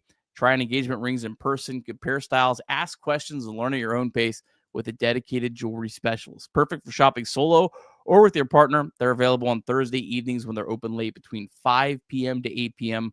Book on Richter and Phillips' website. So shout out to all of those sponsors. Quick housekeeping note. We're going to have more episodes. The Reds also are calling up Hector Rodriguez, which I guess is the most exciting part of the day. I'm not in the mood to talk about that right now, but I will talk about that. I promise you. I'll talk about Hector Rodriguez, Juan Brito, the other prospect that the Reds got. I'll try to dive in a little bit more, have that up at least by the morning on Tuesday. So look out for that. I'll have a separate episode of that. But that's all I got. We'll read some super chats here on the YouTube side. Trace, any final thoughts before we wrap up the podcast version? No, just thank you to everybody that listens to this podcast on a daily basis. And thank you to everybody that supports this show. To be completely blunt, it's scary at times that this is our livelihood, but it also is very, very encouraging when we have as many people that support us as we do when this team is as bad as they are at times. And I just want to say that at some point, I hope to do this long enough that we have just unbelievable moments together, because the truth is we've been through the depths of hell, what has been Reds fandom for quite some time here. And I say that as a Reds fan who's willing to wait. I know that I'm maybe overly patient, but I just want a competent organization that at some point could find a way to have a plan. And tonight, or today, I should say, rather, just seemingly secured the fact that there is no plan. But thank you is my final message, and really appreciate everybody for leaving positive reviews.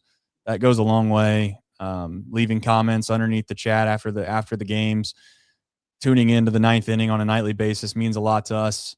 All of our sponsors, obviously, who support this show, because all of you who watch. And yeah, I mean, we're not backed by venture capitalists. We're very much a small business in Cincinnati for the most part. And, probably don't say it enough, but it's humbling, really, to have this many people pay attention and care about what we do. And hopefully we made you laugh, cry, or something in between today. And you'll be back again to do it with us at some point in the future. All right, that's the podcast ended. Craig, you're muted. On the air. There we go. Yeah, you got a couple super chats I know you were going to get to real quick, and then there were some quotes from Nick Kroll that I thought were interesting enough to at least bring up and let you guys react to if you hadn't seen them or heard them or read them yet. But no, from Addison, Trace, what's for dinner? Gonna have a nice steak? It's actually a great idea. I usually have, when I get really, really, really, really upset about things, I usually just go and eat a absolute piss load of ice cream, if that's a term I can use. I'll probably put a gallon down, if I'm being honest. It gives me a good segue to something I should have done like 5 hours ago. I have Chipotle for dinner. My wife went and picked up Chipotle. Shout out to my wife. Shout out to Mrs. Fowler for dealing with kids on a daily today. We're on here for over 4 hours in the middle of a Monday afternoon.